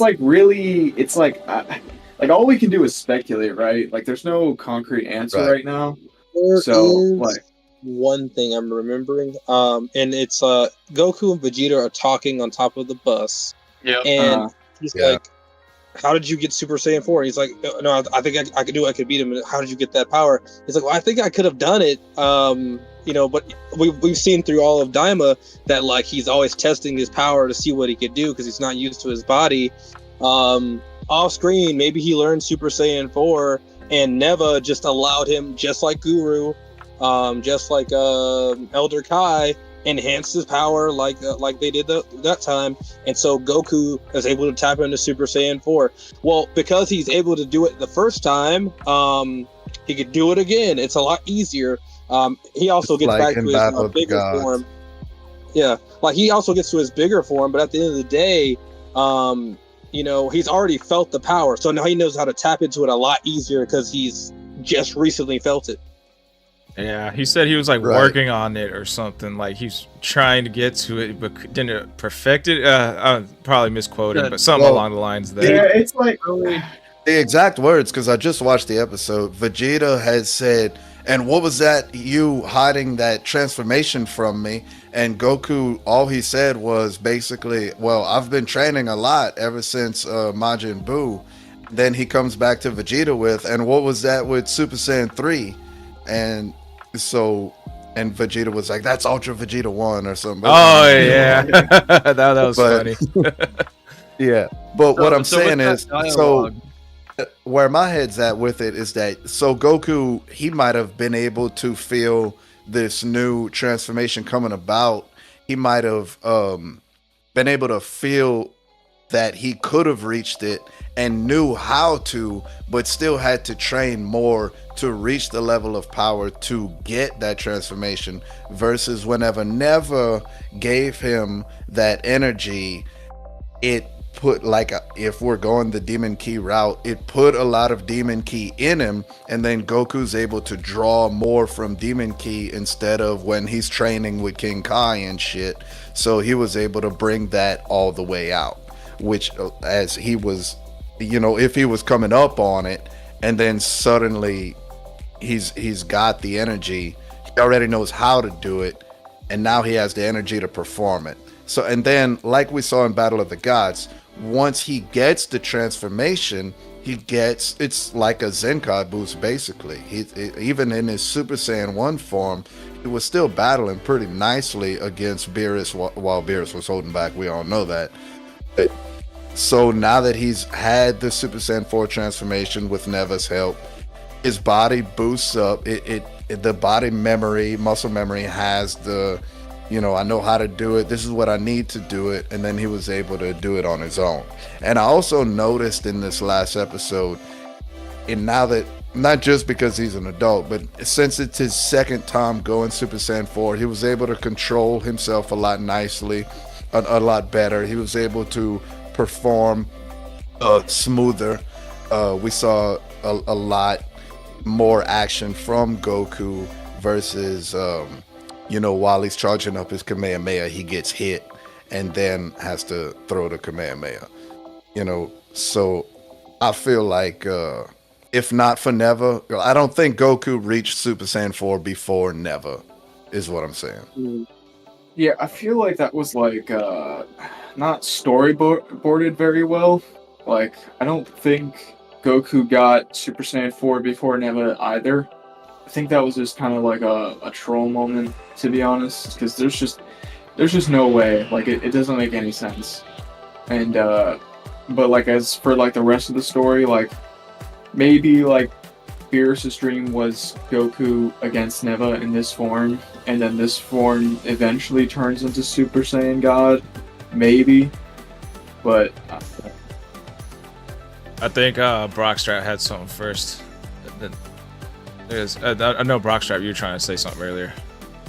Well, yeah, no, it was just that line of dialogue that insinuated that Goku knew of the form. So it actually shows right here, the line of dialogue specifically was, Buu was really strong, so I trained a lot after fighting him. I wasn't sure if it would work though. So it's like if we remember Trump versus Kamala and the whole healthcare, I have concepts of a plan, right? So it was like that almost, to where Goku, it was out there, he knew it was there, he just, maybe, I don't know, he insinuated that he was able to reach it, but it all happened right then and there with Neva. So it discredits the theory that Neva was the one who gave him that power, essentially, but maybe it was the help that he needed to achieve it, versus, I don't know. Oh, my bad. Ninja? Squall. No, that's Ninja. For me. I just did the fire thing to give Brockstrap the floor. Go ahead, 7 Ninja. Crap. It'll come back.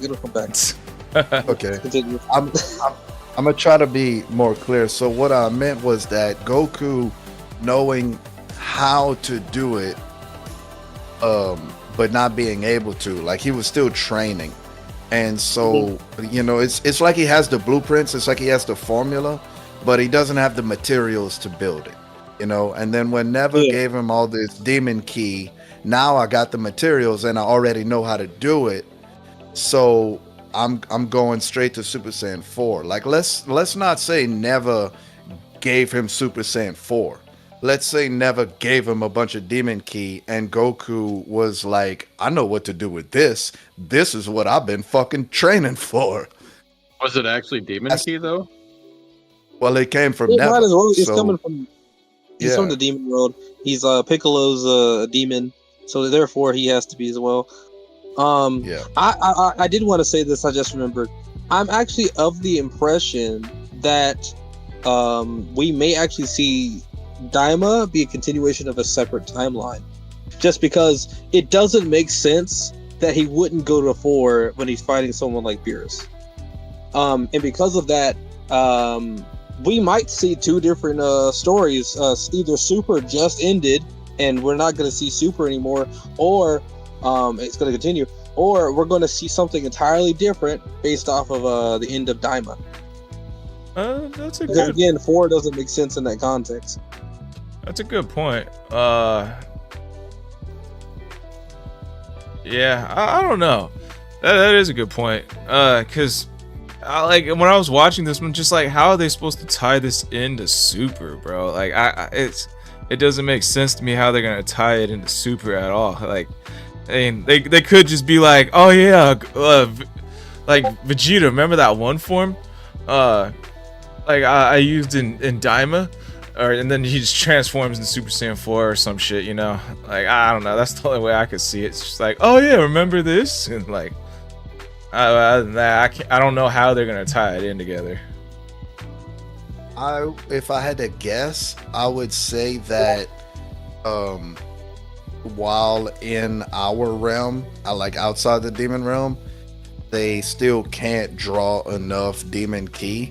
And so that might be something that Piccolo's working on, training with how to be able to do whatever Neva did for Goku, and Goku and Vegeta, you know. So I mean, that would be my best guess. Is they're just kind of waiting for Piccolo to be there for that. The key to Super Saiyan 4. I like that idea.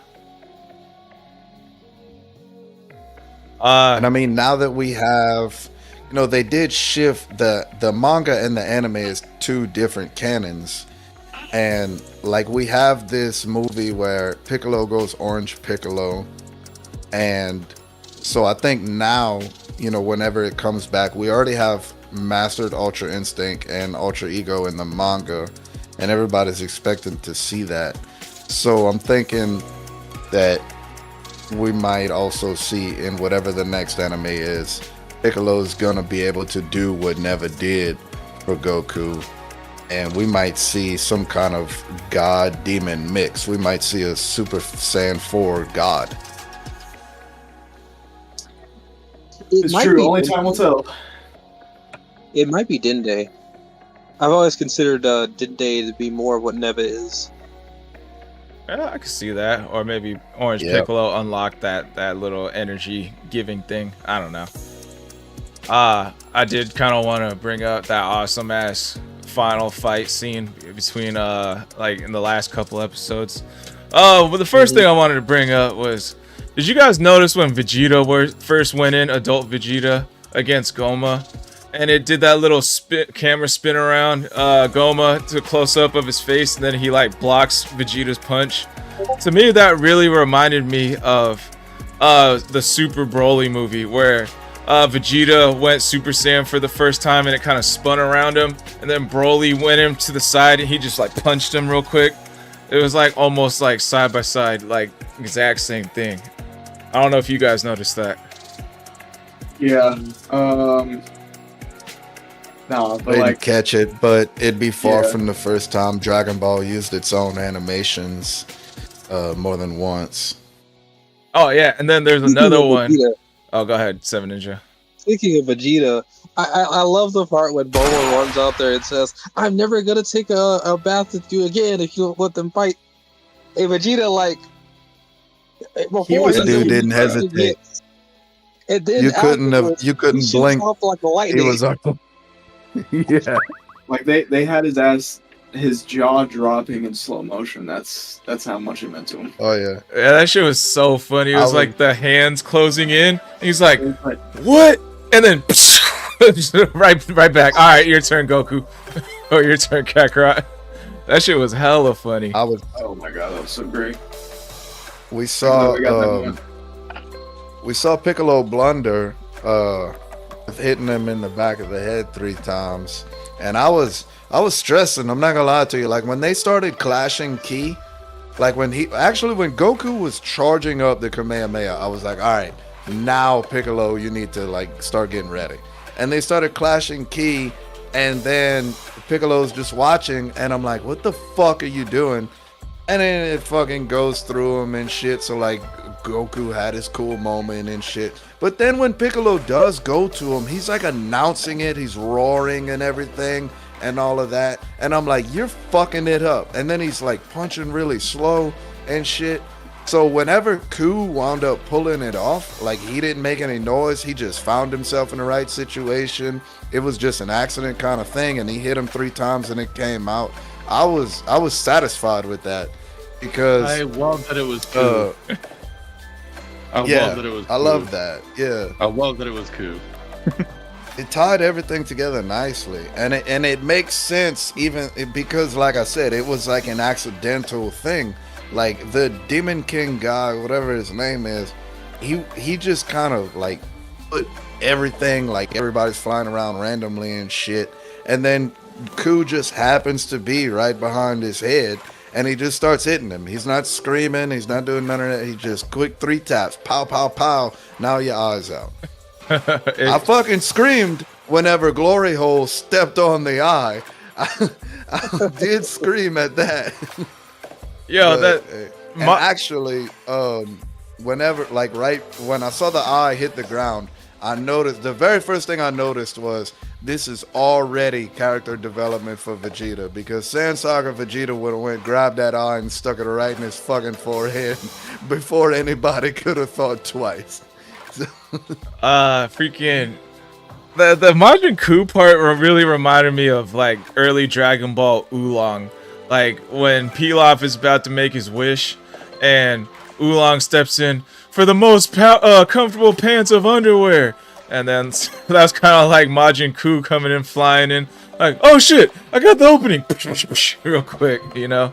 Yeah. That was the censored version of that wish. Yeah. What was the uncensored version? Just a girl, ladies' underwear? Panties off a hot babe. Ah. Yeah, I knew it was censored. I just didn't know what was censored. They just said it more nicely. Yeah, like I thought it was, to be fair, like it was a good ending, but like I found it to be a little anticlimactic. Like when he went back there and hit his head 3 times, like I was like that's it. Like, and then yeah. So that's I'm like kind of iffy on it, but like it was a good ending. It is kind of typical Dragon Ball fashion, though, to end something like that here and there. Yeah, but that's what it kind of goes back to, like how like this show's a little more Dragon Ball-esque instead of Dragon Ball Z or even Super or even GT. I guess it's a little more like GT, but it's a mix. But yeah, that's kind of how I felt about it. 7 Inch, I think you had something. I'm glad it was Ku. Legitimately, we got to see this guy fight one time, and I was like, it's all there. He just doesn't know how to fight. Like, he's kind of got a very primal fighting style. And then, like, you know, basically, Do takes over. Like, well, I don't like Do. I don't know if I want Do being up there. And then to see Ku take over, this dude's already showed us he's smart. He's reliable. Then we find out he's a good judge of character. We see a lot out of Ku. It's not combat focused, but we see a lot out of Ku just after his fight. So I was like, I was kind of glad to see him be the one to finish it, because it's like we didn't really see a lot with him when it came to just important moments, I would say. So it was good to see him actually get the dub in my eyes. Right. I don't know if you guys noticed, but there was another like part where they redid an animation from like Dragon Ball Z, where like when Goku was in Super Saiyan 4 and he lifts his hand up and like the lightning shoots down into his hand, and then like he kind of explodes like this aura power up thing. Like that was like in the intro of like early Dragon Ball Z, and that was like in the Super Saiyan Goku versus Cell fight. When he like when they were really about to get serious, he does that as a Super Saiyan 2. I was like, oh dude, but it looked so good that like it looked really different, but it was so sick the way they did that part. Yeah, the best Dragon Ball's ever looked, for sure. Like that callback to Boo transformation. That shit was beautiful. The cleanest part to me was when like Goku and Goma did the final like Kamehameha part, and when he like blasted a hole into Goma and like everything was like dark and then relit up, and then when it does the close up of Goku's face and fingers, like he had the blue sparkles on his fingertips. I was like, dude, that is so beautiful, bro. I've never seen a Kamehameha do that before. Like leave the blue sparkles on his hands. It was absolutely I beautiful. also love the fact that it passed through into the next like demon world. Yeah. I love seeing that. And it actually had an effect in the world too, because like the third demon world didn't even have that gas around it anymore because of the air pressure and the water coming from the second demon world. And it's gonna show some amount of effect. Do we have, I'm sure this is probably a question for Logan, but do we have any confirmation on like how strong of a feat that was? Like is each demon world equal to like a whole universe? Yeah, I'm pretty sure. Yeah, that's how that works. I think each demon realm is infinite. So he kind of shows Kamehameha for Goku's Kamehameha is universal level. Yeah, I mean, it would be too far-fetched to say, because Kid Buu is universal level, seeing as he was able to threaten the Kai realm, which is an infinite, sized plane of existence. Super Buu and Gotenks both scream through the hyperbolic time chamber, which would be dimensional into the back to the Earth, right? Yeah. Yep. That's more like a hacks ability, and not more so like a attack potency ability. Well, I remember like a couple Dragon Ball Diamond discussions, we were talking about who is the chaotic neutral. We all thought kind of like Neva would be the chaotic neutral. In my eyes, I see Rinsu as the chaotic neutral, because like she wanted to become Demon Lord, and then Glorio came in and betrayed her, and I thought she was gonna just like fuck off. But she came back in and helped out anyways, like with the little knowledge about the 3 taps to the back of the head. So she was kind of a bad guy with the do and coups, and then came back in and helped out anyways. So I feel like it's the same as the Piccolo situation. Saiyan Saga Piccolo. He's like, I can't beat these guys on my own as clear as day. Goma is a big threat. We need to do something about it. Like if Goma goes away, Rinsu could still potentially do what she wants to do. It's just that the Saiyans have left. The Earthlings have left. So, and I'm sure you've just seen the last bit of the 20th episode. All of you, I hope so. So that's still a possibility. We just don't know yet. I think they're gonna be a good guy, because it looked like they had a really good warming moment. Like Ku was like, "Yeah, you're a good person. You could be vice president or whatever."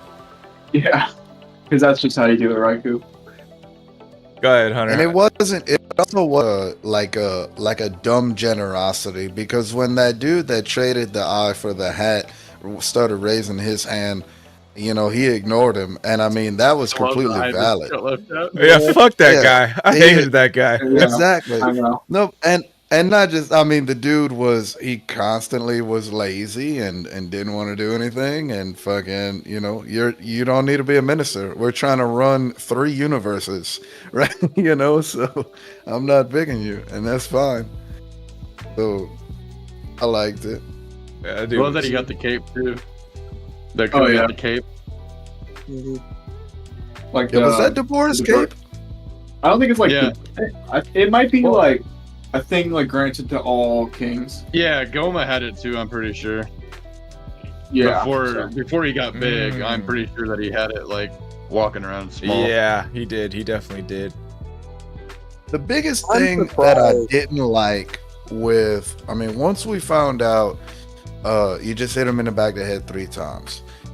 Immediately, I thought back to when everybody was gaining up on Goma.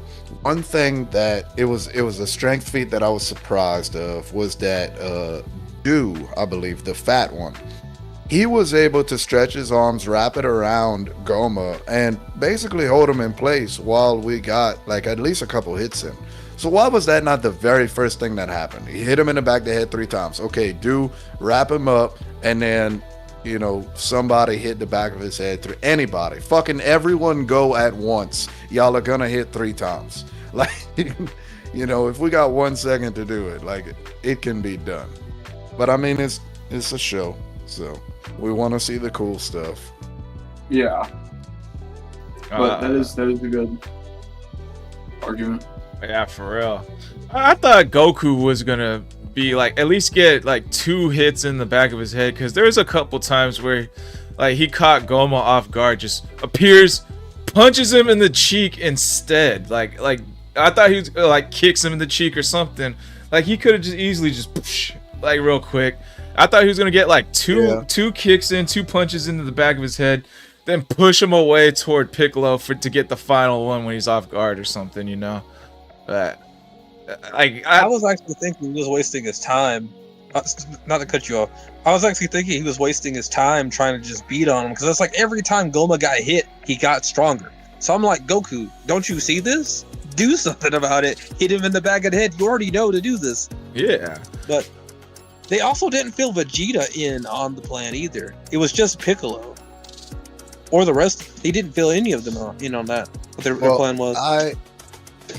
At first I was kind of like, why the fuck would you not tell Vegeta? But also I answered myself on that, is Vegeta is kind of a crash out. Like, I literally envisioned when the key clash was happening, Kamehameha versus whatever, you know, Piccolo going to do it, and then Vegeta also going to do it and shoving Piccolo out the way, and like Goma notices and everything gets fucked up. So I mean, that was kind of valid for me. Also, like, the fight lasting as long as it did, like, the whole time I was watching, I was like, when is Piccolo gonna come in? You know, what are you doing? But then whenever they had that pause and Goku started charging up his Kamehameha, I'm like, oh, this actually is how most fights in Dragon Ball Z's go. They throw hands for a while, and then they hit a key clash. And I'm sure Piccolo and Goku already knew that, so Goku was leading that fight into the key clash for Piccolo to go hit the back of the head, but then he fucking doesn't, which is why I was screaming at the TV. So, Hunter, how does it feel? How does what feel? That Vegeta's little whipped boy by Bulma. Hey,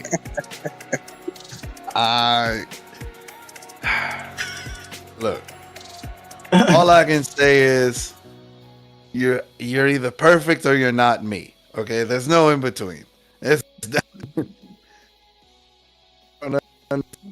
And look, maybe Vegeta used to be perfect, but now he's obviously not. Damn, bro, you disappointed or? I was extremely disappointed. I don't understand how just taking a bath with a bitch is, you know, such a motivation. But I don't know. I mean, maybe you could say that that's what she said, but Vegeta took it as more of a you know, this is I'm your wife and this is a problem. And I mean, I've never been married. I've never had a relationship longer than 3 months. You know, I hear that when people are together for a long time, they can read between the lines and shit. I'm not interested in none of that. I don't need you in my life for that long. But, you know, whatever. It was a little embarrassing, but none of us are going to talk shit to Vegeta, so. I will. Whatever. I will. I get it. But cold sauce. How did it feel knowing that Goku was going to win the day? How did it feel? It felt like Akira Toriyama wrote it. What do you want me to say? This is Dragon Ball. I mean, I knew it was going to happen. I never expected Vegeta to be the big fucking winner. Like, Akira Toriyama hates Vegeta more than every other character. So, there was no fucking chance. I think I he knew it likes was Vegeta more than Tien.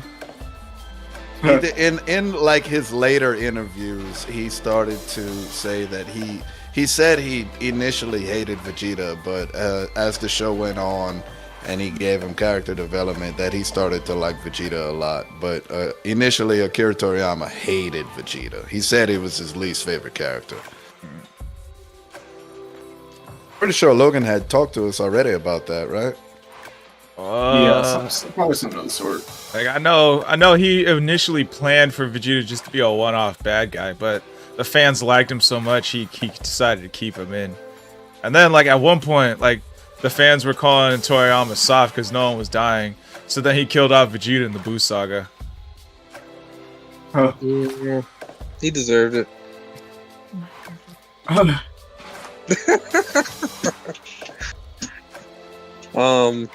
Honestly though, still talking about Vegeta, I almost wonder what the story would have been like if Vegeta was the one that went instead of Goku. Like, In which part?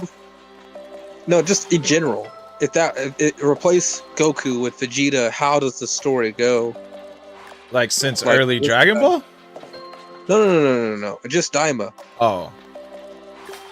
Oh, if Vegeta would have Bulma took would off have in to the go. pod instead of Goku, Yeah. like go into the Demon Realm first, Yeah. we would have got shit done way quicker.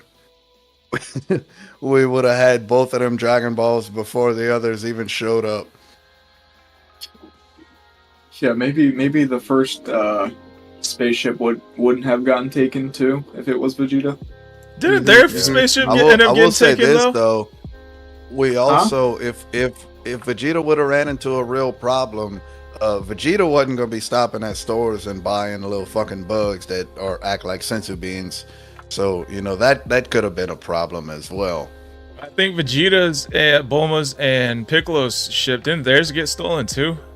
Like when they first arrived? Yeah. Yep.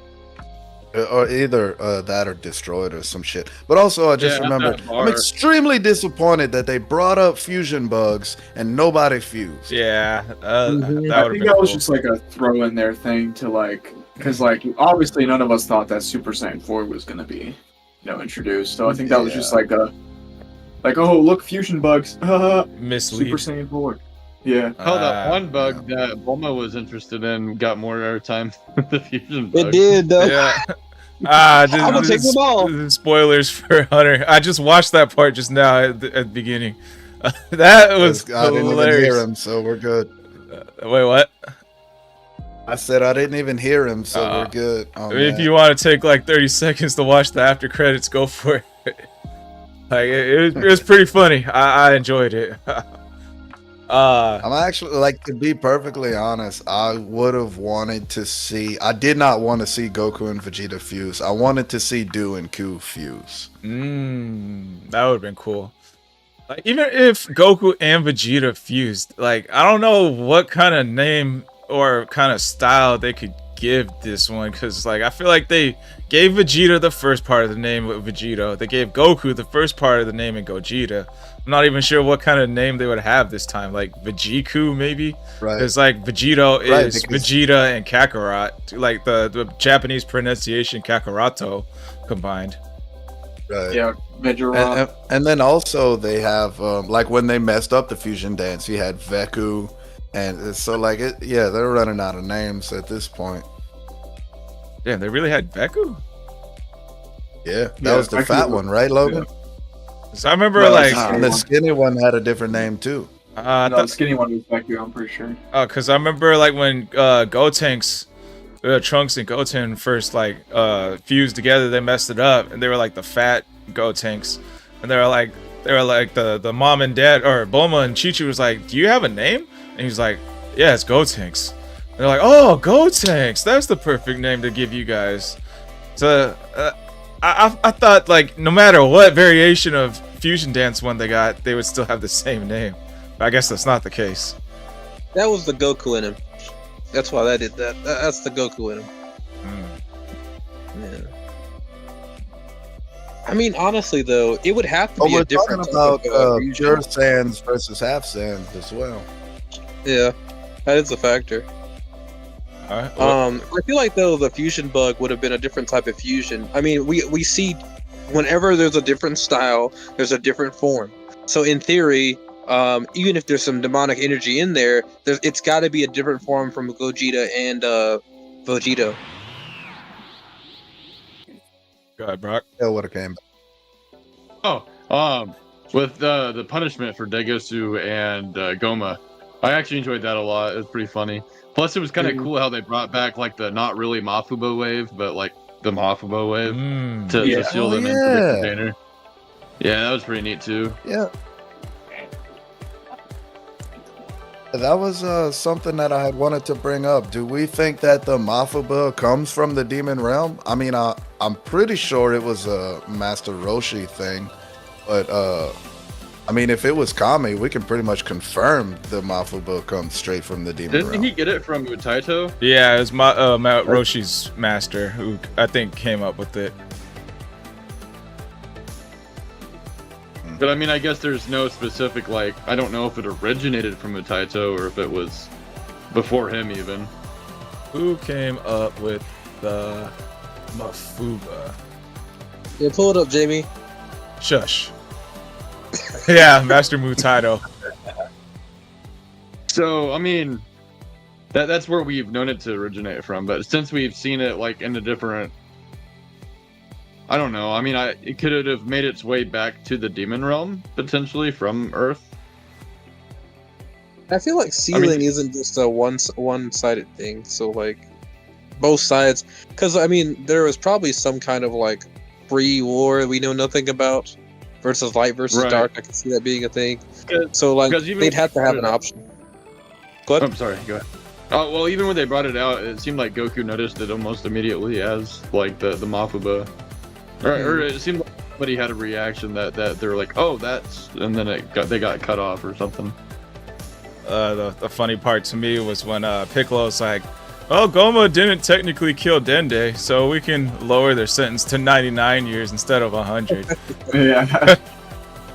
Yeah. Fucking asshole.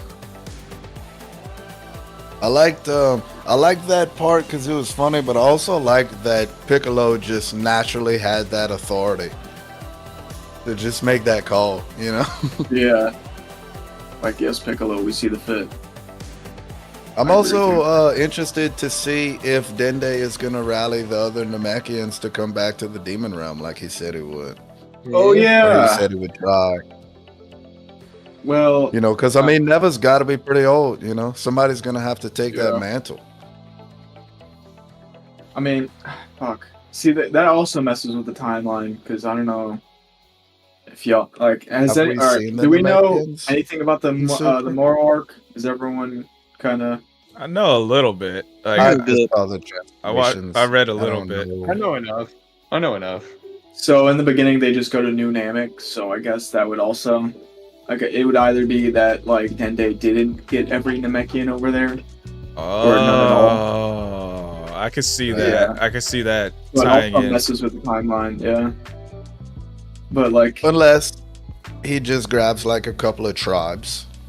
You know? Yeah, which is also possible, but who knows? Maybe if Super ever gets animated again and it's the Moro arc, maybe they'll like tie it in. Could be. Yeah. I'd like to see something like that happen. I think Super will be animated. Like, I feel like it was just too hype. Like, if they did end it here, they ended it with a bang. But this is honestly like some of the most gorgeous animation of Dragon Ball I've ever seen. So like, there's got to be more. Like when it ended, I was like, I know Brockstrap, I know you said you were sad that it ended. I was motivated for Super to be animated after I saw the ending. Like I can't wait for just Super. Having a good time. I was just having fun. Like I said, I was very satisfied with it. Usually when a Dragon Ball season is over, I'm usually sitting here going like, that's how you fucking ended it. Like, but with this one, I mean, you know, we had enough answers, everybody nicely, and I was 100% satisfied, to be perfectly honest. It does bring up like some questions as far as the timeline and all, but from what we saw in the show, I feel like everything ended beautifully. You got way it. better than the 5 seconds of ending from Super. Yeah, like That we'll meet again. Tournament of Power's over. Bye. Yeah, Yeah. literally. You gotta watch the after credits, Hunter. Like I think that was a pretty satisfying ending. I'm not gonna lie. Yeah, I'm pretty upset with Marvel for starting that trend. It's really fucking aggravating. Yeah, cause I kind of want to bring it up. I kind of don't since you're here. Like I don't want to spoil it for you. I'll mute myself and go put it on right now. All right. Let's see. So, Seven Ninja, Logan, what are your guys' feelings after Daima ended? You can go 7 Ninja. I mean, I'm assuming you want to talk about that scene. Is that what you're saying? No. We'll wait till Hunter. Like, just how do you feel? Okay. Like, because like Brockstrap feels sad. I feel motivated. Like, what are your guys' feelings on, like, after it ended? I mean, I feel like because of how like, there's too many questions. There's way too many questions now with the fact of Super Saiyan 4 and now with Dende and all that. I feel like we're gonna see more Dragon Ball, but I feel like Super ended with Gohan being Beast and fighting with his father and saying like, you know, I'm finally gonna take up the mantle of being the Guardian. I feel like that's where Super ended, and so now we're gonna have post Daima, which means that might be an entirely different timeline. And it's not the first time we've seen timelines in Dragon Ball, so I could deal with it. I think it makes sense. Okay. Yeah, so for me, it's kind of sucks because, like, I don't know when the next time we're going to see Dragon Ball, you know, is. So, if it's anything like Super, where they're like, yep, tournament power's over, and then, you know, Goku's like, oh, where'd you bring out that form, da-da-da, and then it's like, oh, till we see you guys again, and that was, like, damn near 10 years ago, you know, so... Yeah. I don't really want to wait. I don't really want to wait 10 years again to see anything Dragon Ball. Yeah. See, yeah, So- that was my sadness with it, or my lamentation was just like, oh, okay, well, it's over. There's only 20 episodes. It's over, and they're like, okay, so now how long do I have to wait for more? Like, I feed me, right? More. Yeah, like we're starving over here. I'm excited. I'm excited only in one aspect, that I know that now that Daima is over, all my Dokkan battle units are gonna be more probably Daima themed, or we'll get some kind of.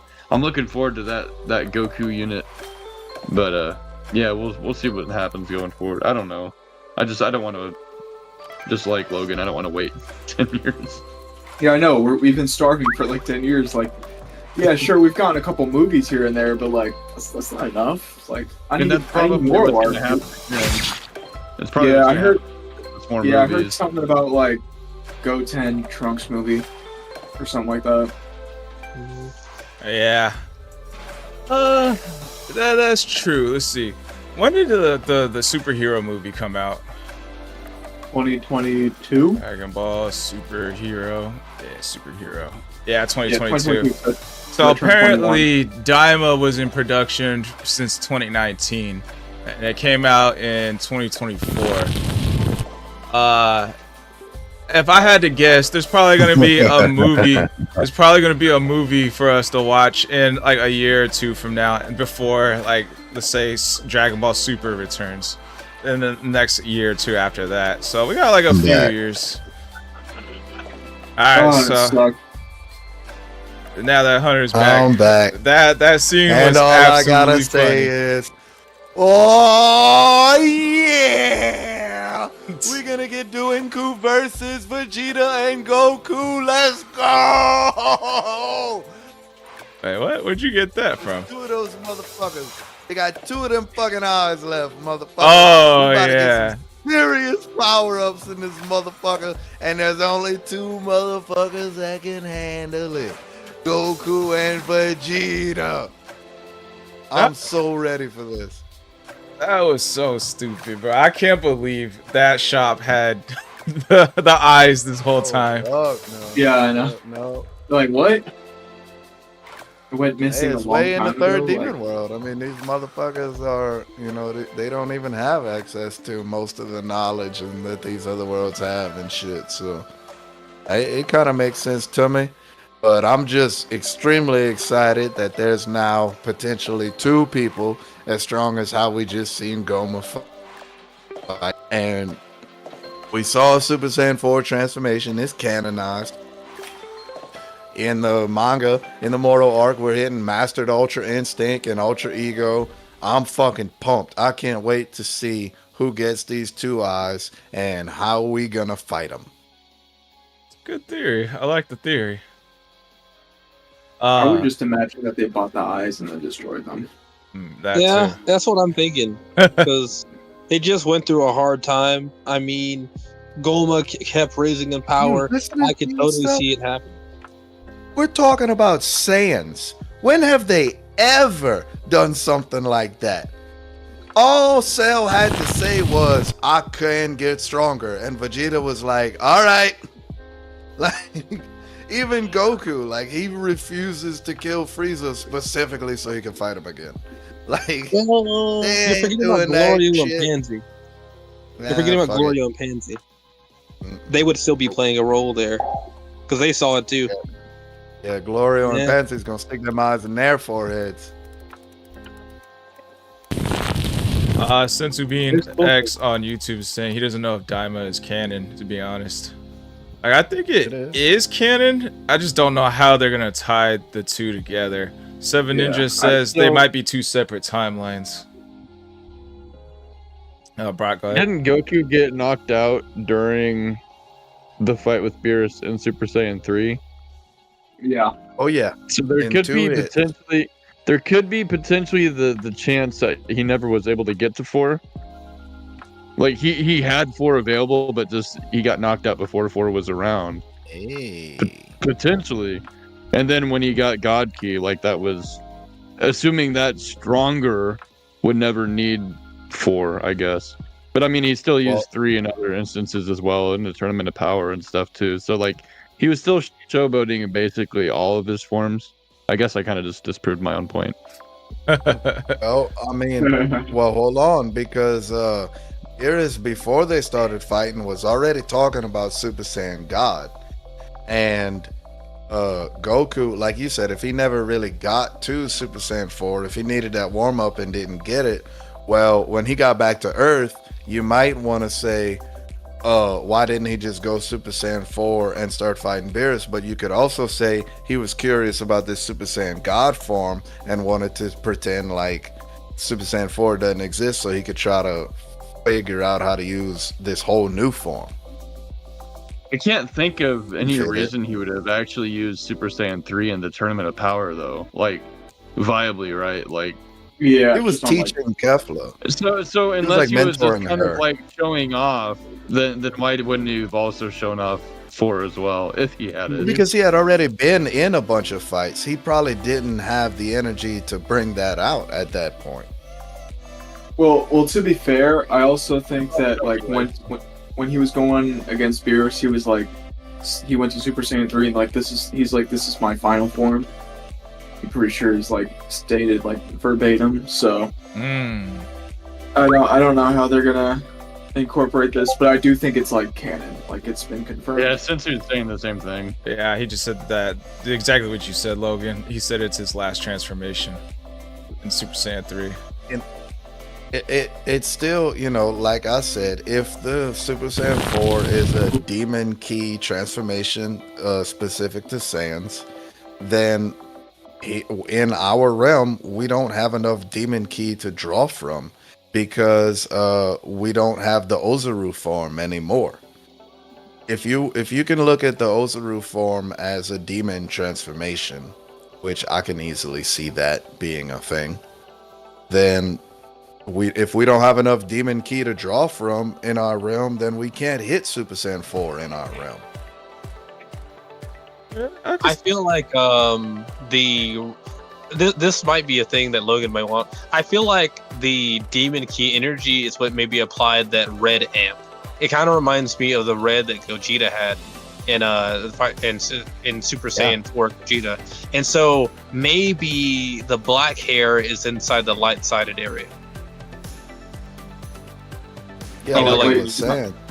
Is on the light side of what?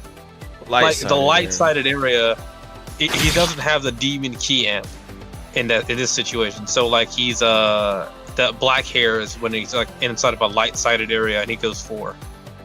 Versus if he's in a Are you saying kind of like Ultra Instinct versus Mastered Ultra Instinct? yeah, like it's like it's an there, but it's not all the way there. yeah. I thought you I were can see talking it. about like if they're in the Daima world, they get the red hair, but if they're in the mortal world, they get the black hair. The red hair that he has now is pretty similar to the Super Dragon Ball Hero Limit Breaker form. Oh, true. That's beyond Pull my it up, Jamie. knowledge. You pull it It's up. fire. Dragon Ball Heroes. So Limit while you're Breaker. doing that, going back to what I was saying about the Ozaru form being more Demon Key than our world's key, this Super Saiyan 4 that we see has, like I said, it's much bigger forearms as well, which is more of an ape thing as well.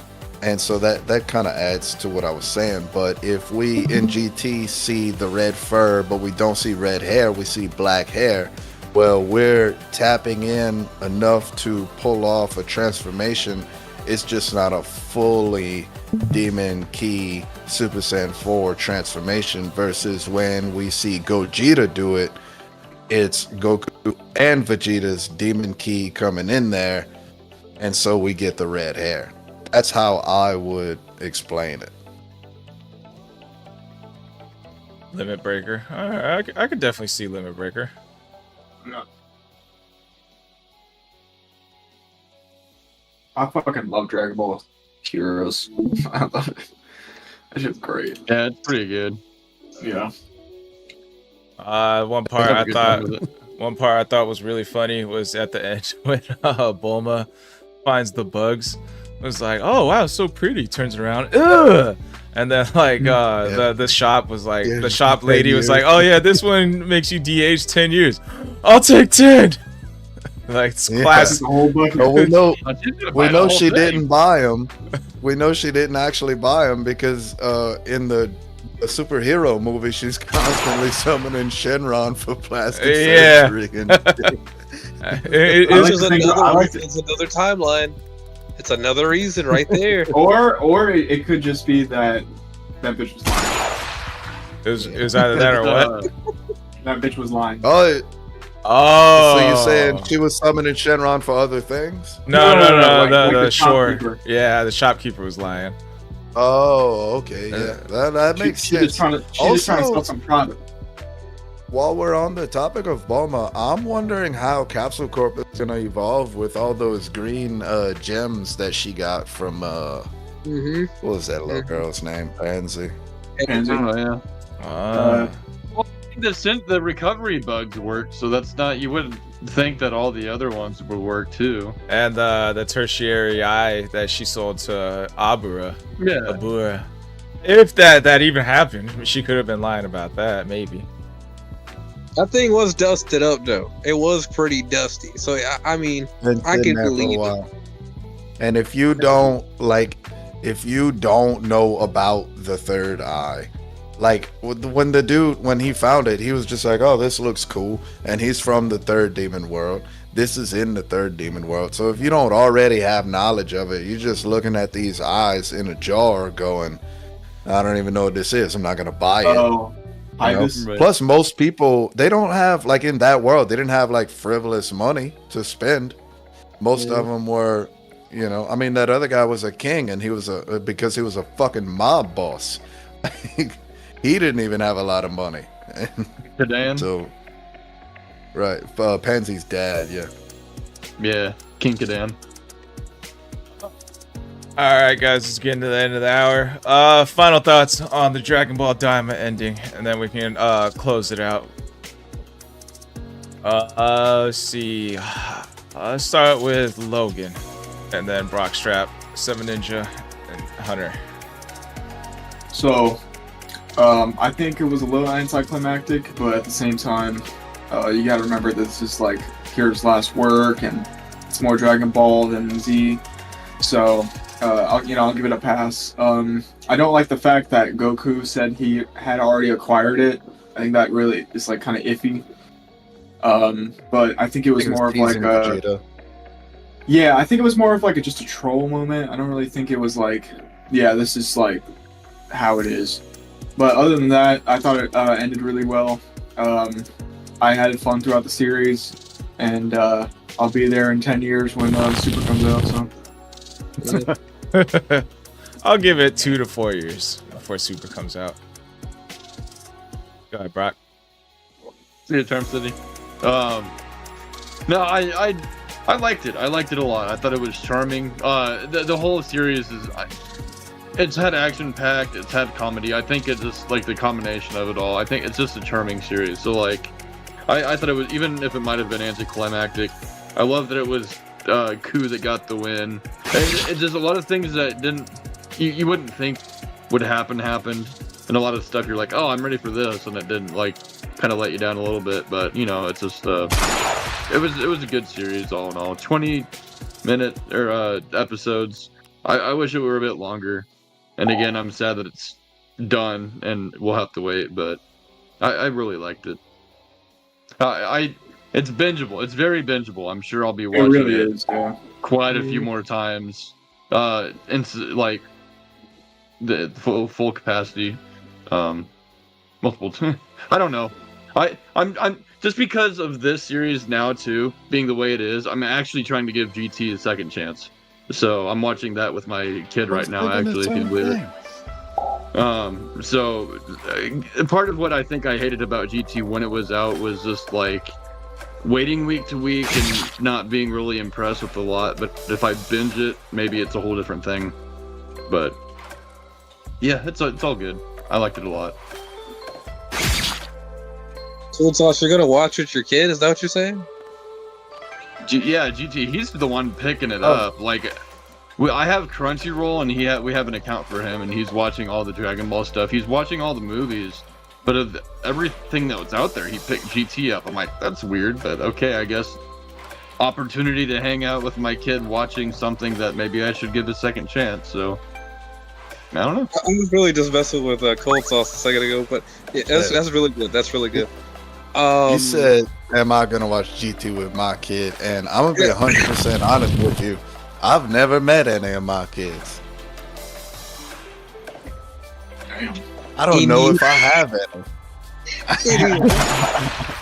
I'm sure they're out there. You know, I don't be pulling out. But oh my God. Ladies and gentlemen, never got a letter. It's crazy. I don't know what I was expecting from Hunter, but I shouldn't have been surprised. He was surprised. Brockstrap had said something a while back about Daima. He was saying that don't take it like Dragon Ball Z or Super. And, you know, he was right. 100% he was right. When I decided to do that, you know, I stopped taking the stakes so seriously. You know, I was seeing like how comedy-ish it was, how Dragon Ball-ish it is. And I was like, you know what? I enjoyed it. You know, even with the ending, it was like, you know what? It's been very much like this through the whole series. Like, if they would have made it where Goku had some real stakes, I would have been like, all right, never mind. But it's always been this way. So, I enjoyed it for what it was. I liked it. I'd give it a 9. Alrighty, Hunter. Yeah, I mean, I said it earlier, and I'm saying it again. I'm 100% satisfied with it, mostly because of exactly what Ninja said. Also because of the best animation of any anime we've ever watched, ever. It's not a perfect 10 out of 10. You know, it's not Den to Den, but it was up there with.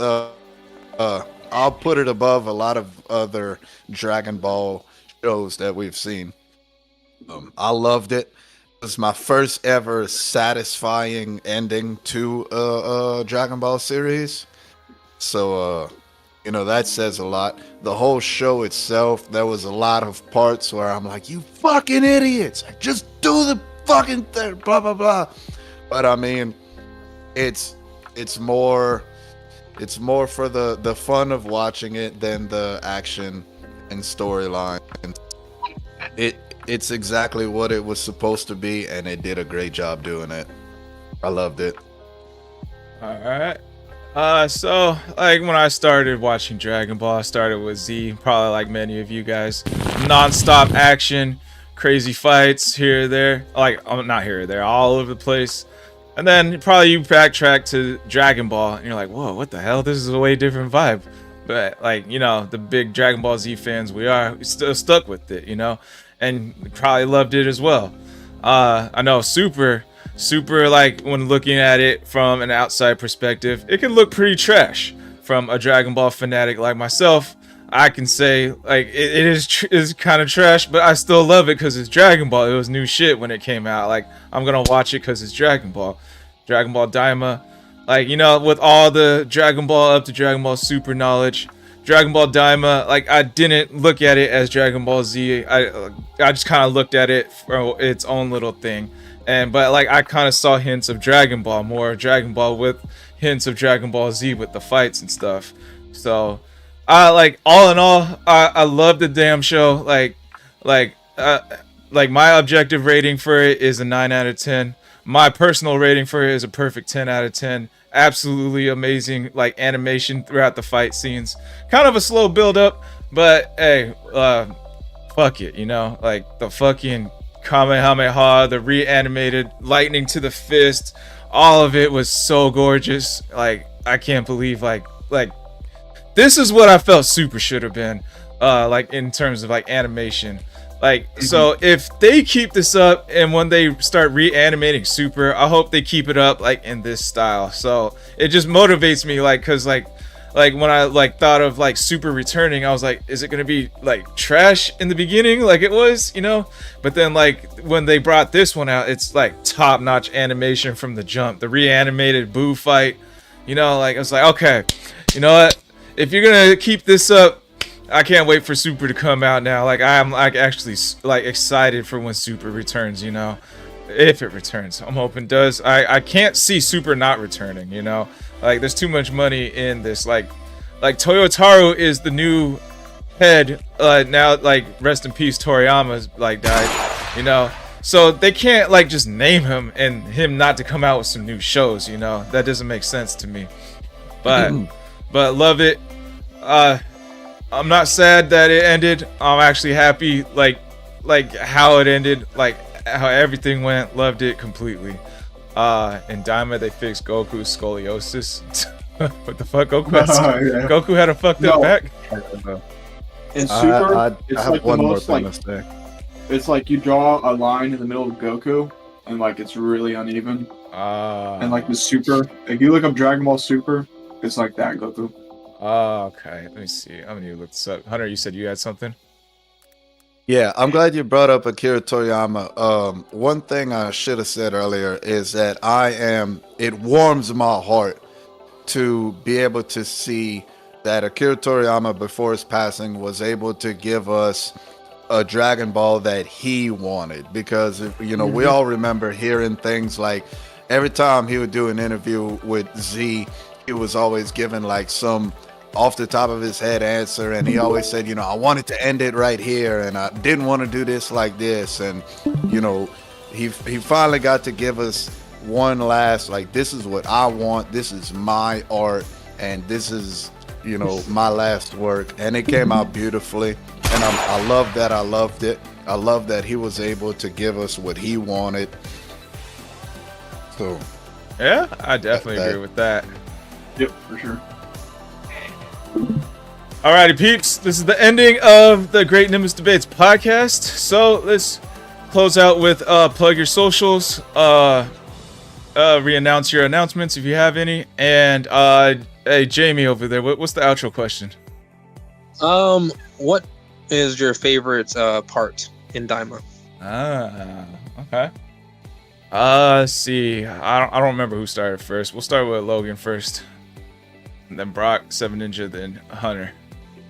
How's it going, guys? My name's Logan. You can find me at the GUZXman_FL on pretty much anything, YouTube, Twitter, Instagram even. Probably going to be uploading my last couple of Daima reactions. Probably before it was today Sunday?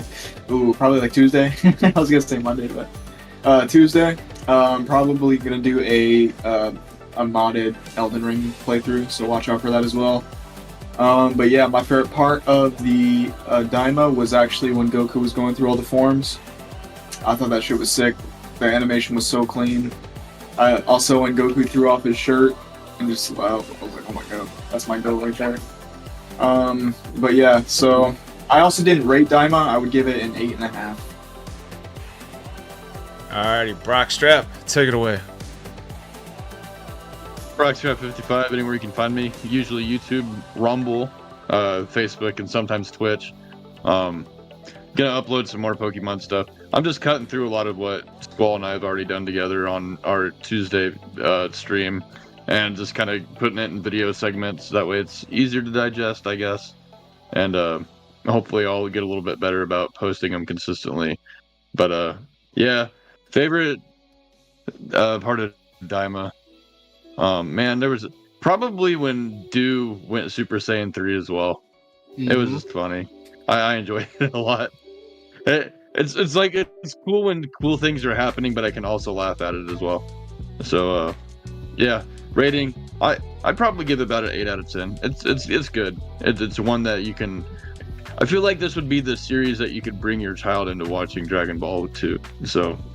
Mm-hmm. Alrighty, 7Ninja. It's 7Ninja7. You can find me at Game Jolt, MeWe, and Rumble. She leads you right back to my Rumble channel. I'm a ninja and anime connoisseur. I enjoy all things anime except for Yaoi and Yuri. My favorite part has to be I don't know if you guys remember. I think this was episode 17, but it's when they were having that war, and everyone from the 3rd and 2nd Demon World showed up to fight that world war against Goma. So I thoroughly enjoyed seeing everyone play a part there, and it wasn't just Goku, Vegeta, and Piccolo. Vegeta sucks. Okay, Ninja. All right, y'all.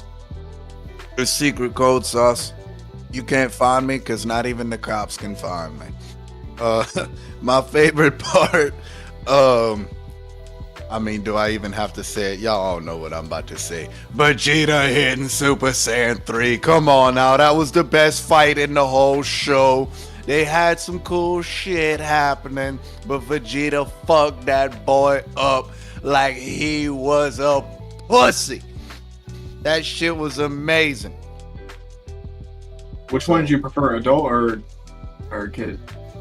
Wrong. The fight itself, Kid Vegeta versus the Tagamani. Gotcha. Anyway. Hold on, I gotta play a soundboard for that fucking pronunciation. Oh shit, here we go again. Anyways, so I am SquallRush, gamer, anime nerd, podcaster. Got the link tree, couple link trees actually. The first link tree has all my main platforms where I'm on. The second one is the backup accounts, just backup YouTube's, about one backup TikTok. Let's see. I just got some Sparking Zero Nuzlocke videos that I'm editing coming out. And since I streamed Pokemon TCG Pocket last night, I'm gonna download the video and make some edited videos of that, some decks I made. So be on the lookout for that. Let's see. Senzu Bean said, I love the part when Vegeta stopped fighting Goma because Bulma. Yeah. Yeah. So, I actually got like 3 top moments. First one. I get it, man. Spit on that The first one was Vegeta. Like, it's not my top moment, but Vegeta turning Super Saiyan 3 was pretty dope. I'm not gonna lie, for the first time. Second one was Vegeta rushing back because Bulma wouldn't take a bath. That's when we found out that Vegeta's a little bitch boy. Take it, Hunter. Only one taking it is Bulma. And then the last one, my top moment is the Goku Kamehameha with the blue sparkles. That was new and fucking amazing. And that's pretty much it for not Sense Talks. That's pretty much it for the Great Nimbus Debates podcast, the Dragon Ball Z podcast. We'll be back in 2 weeks if you guys are interested in this sort of stuff. This Wednesday is Sensu Talks podcast, and next Sunday is the Nerding Out podcast, where we are doing Goblin Slayer, a video game and a pondering topic of some sort next Sunday. So if you guys are interested in that, check that out. If not, you're interested in Dragon Ball Z only, no worries. 2 weeks on Sunday. It's 4 p.m. Pacific, 7 p.m. Eastern. So thank all the viewers for being here. Thank the panel for being here. See one last chat. Every time Vegeta gets a new transformation, Goku gets a better one. Alright. Where was Gohan? Oh my god. Yeah, where was he? For real. Gohan was where he belonged, off screen. Damn. Alrighty, peeps. We'll catch y'all in the next one. Have a good night, y'all.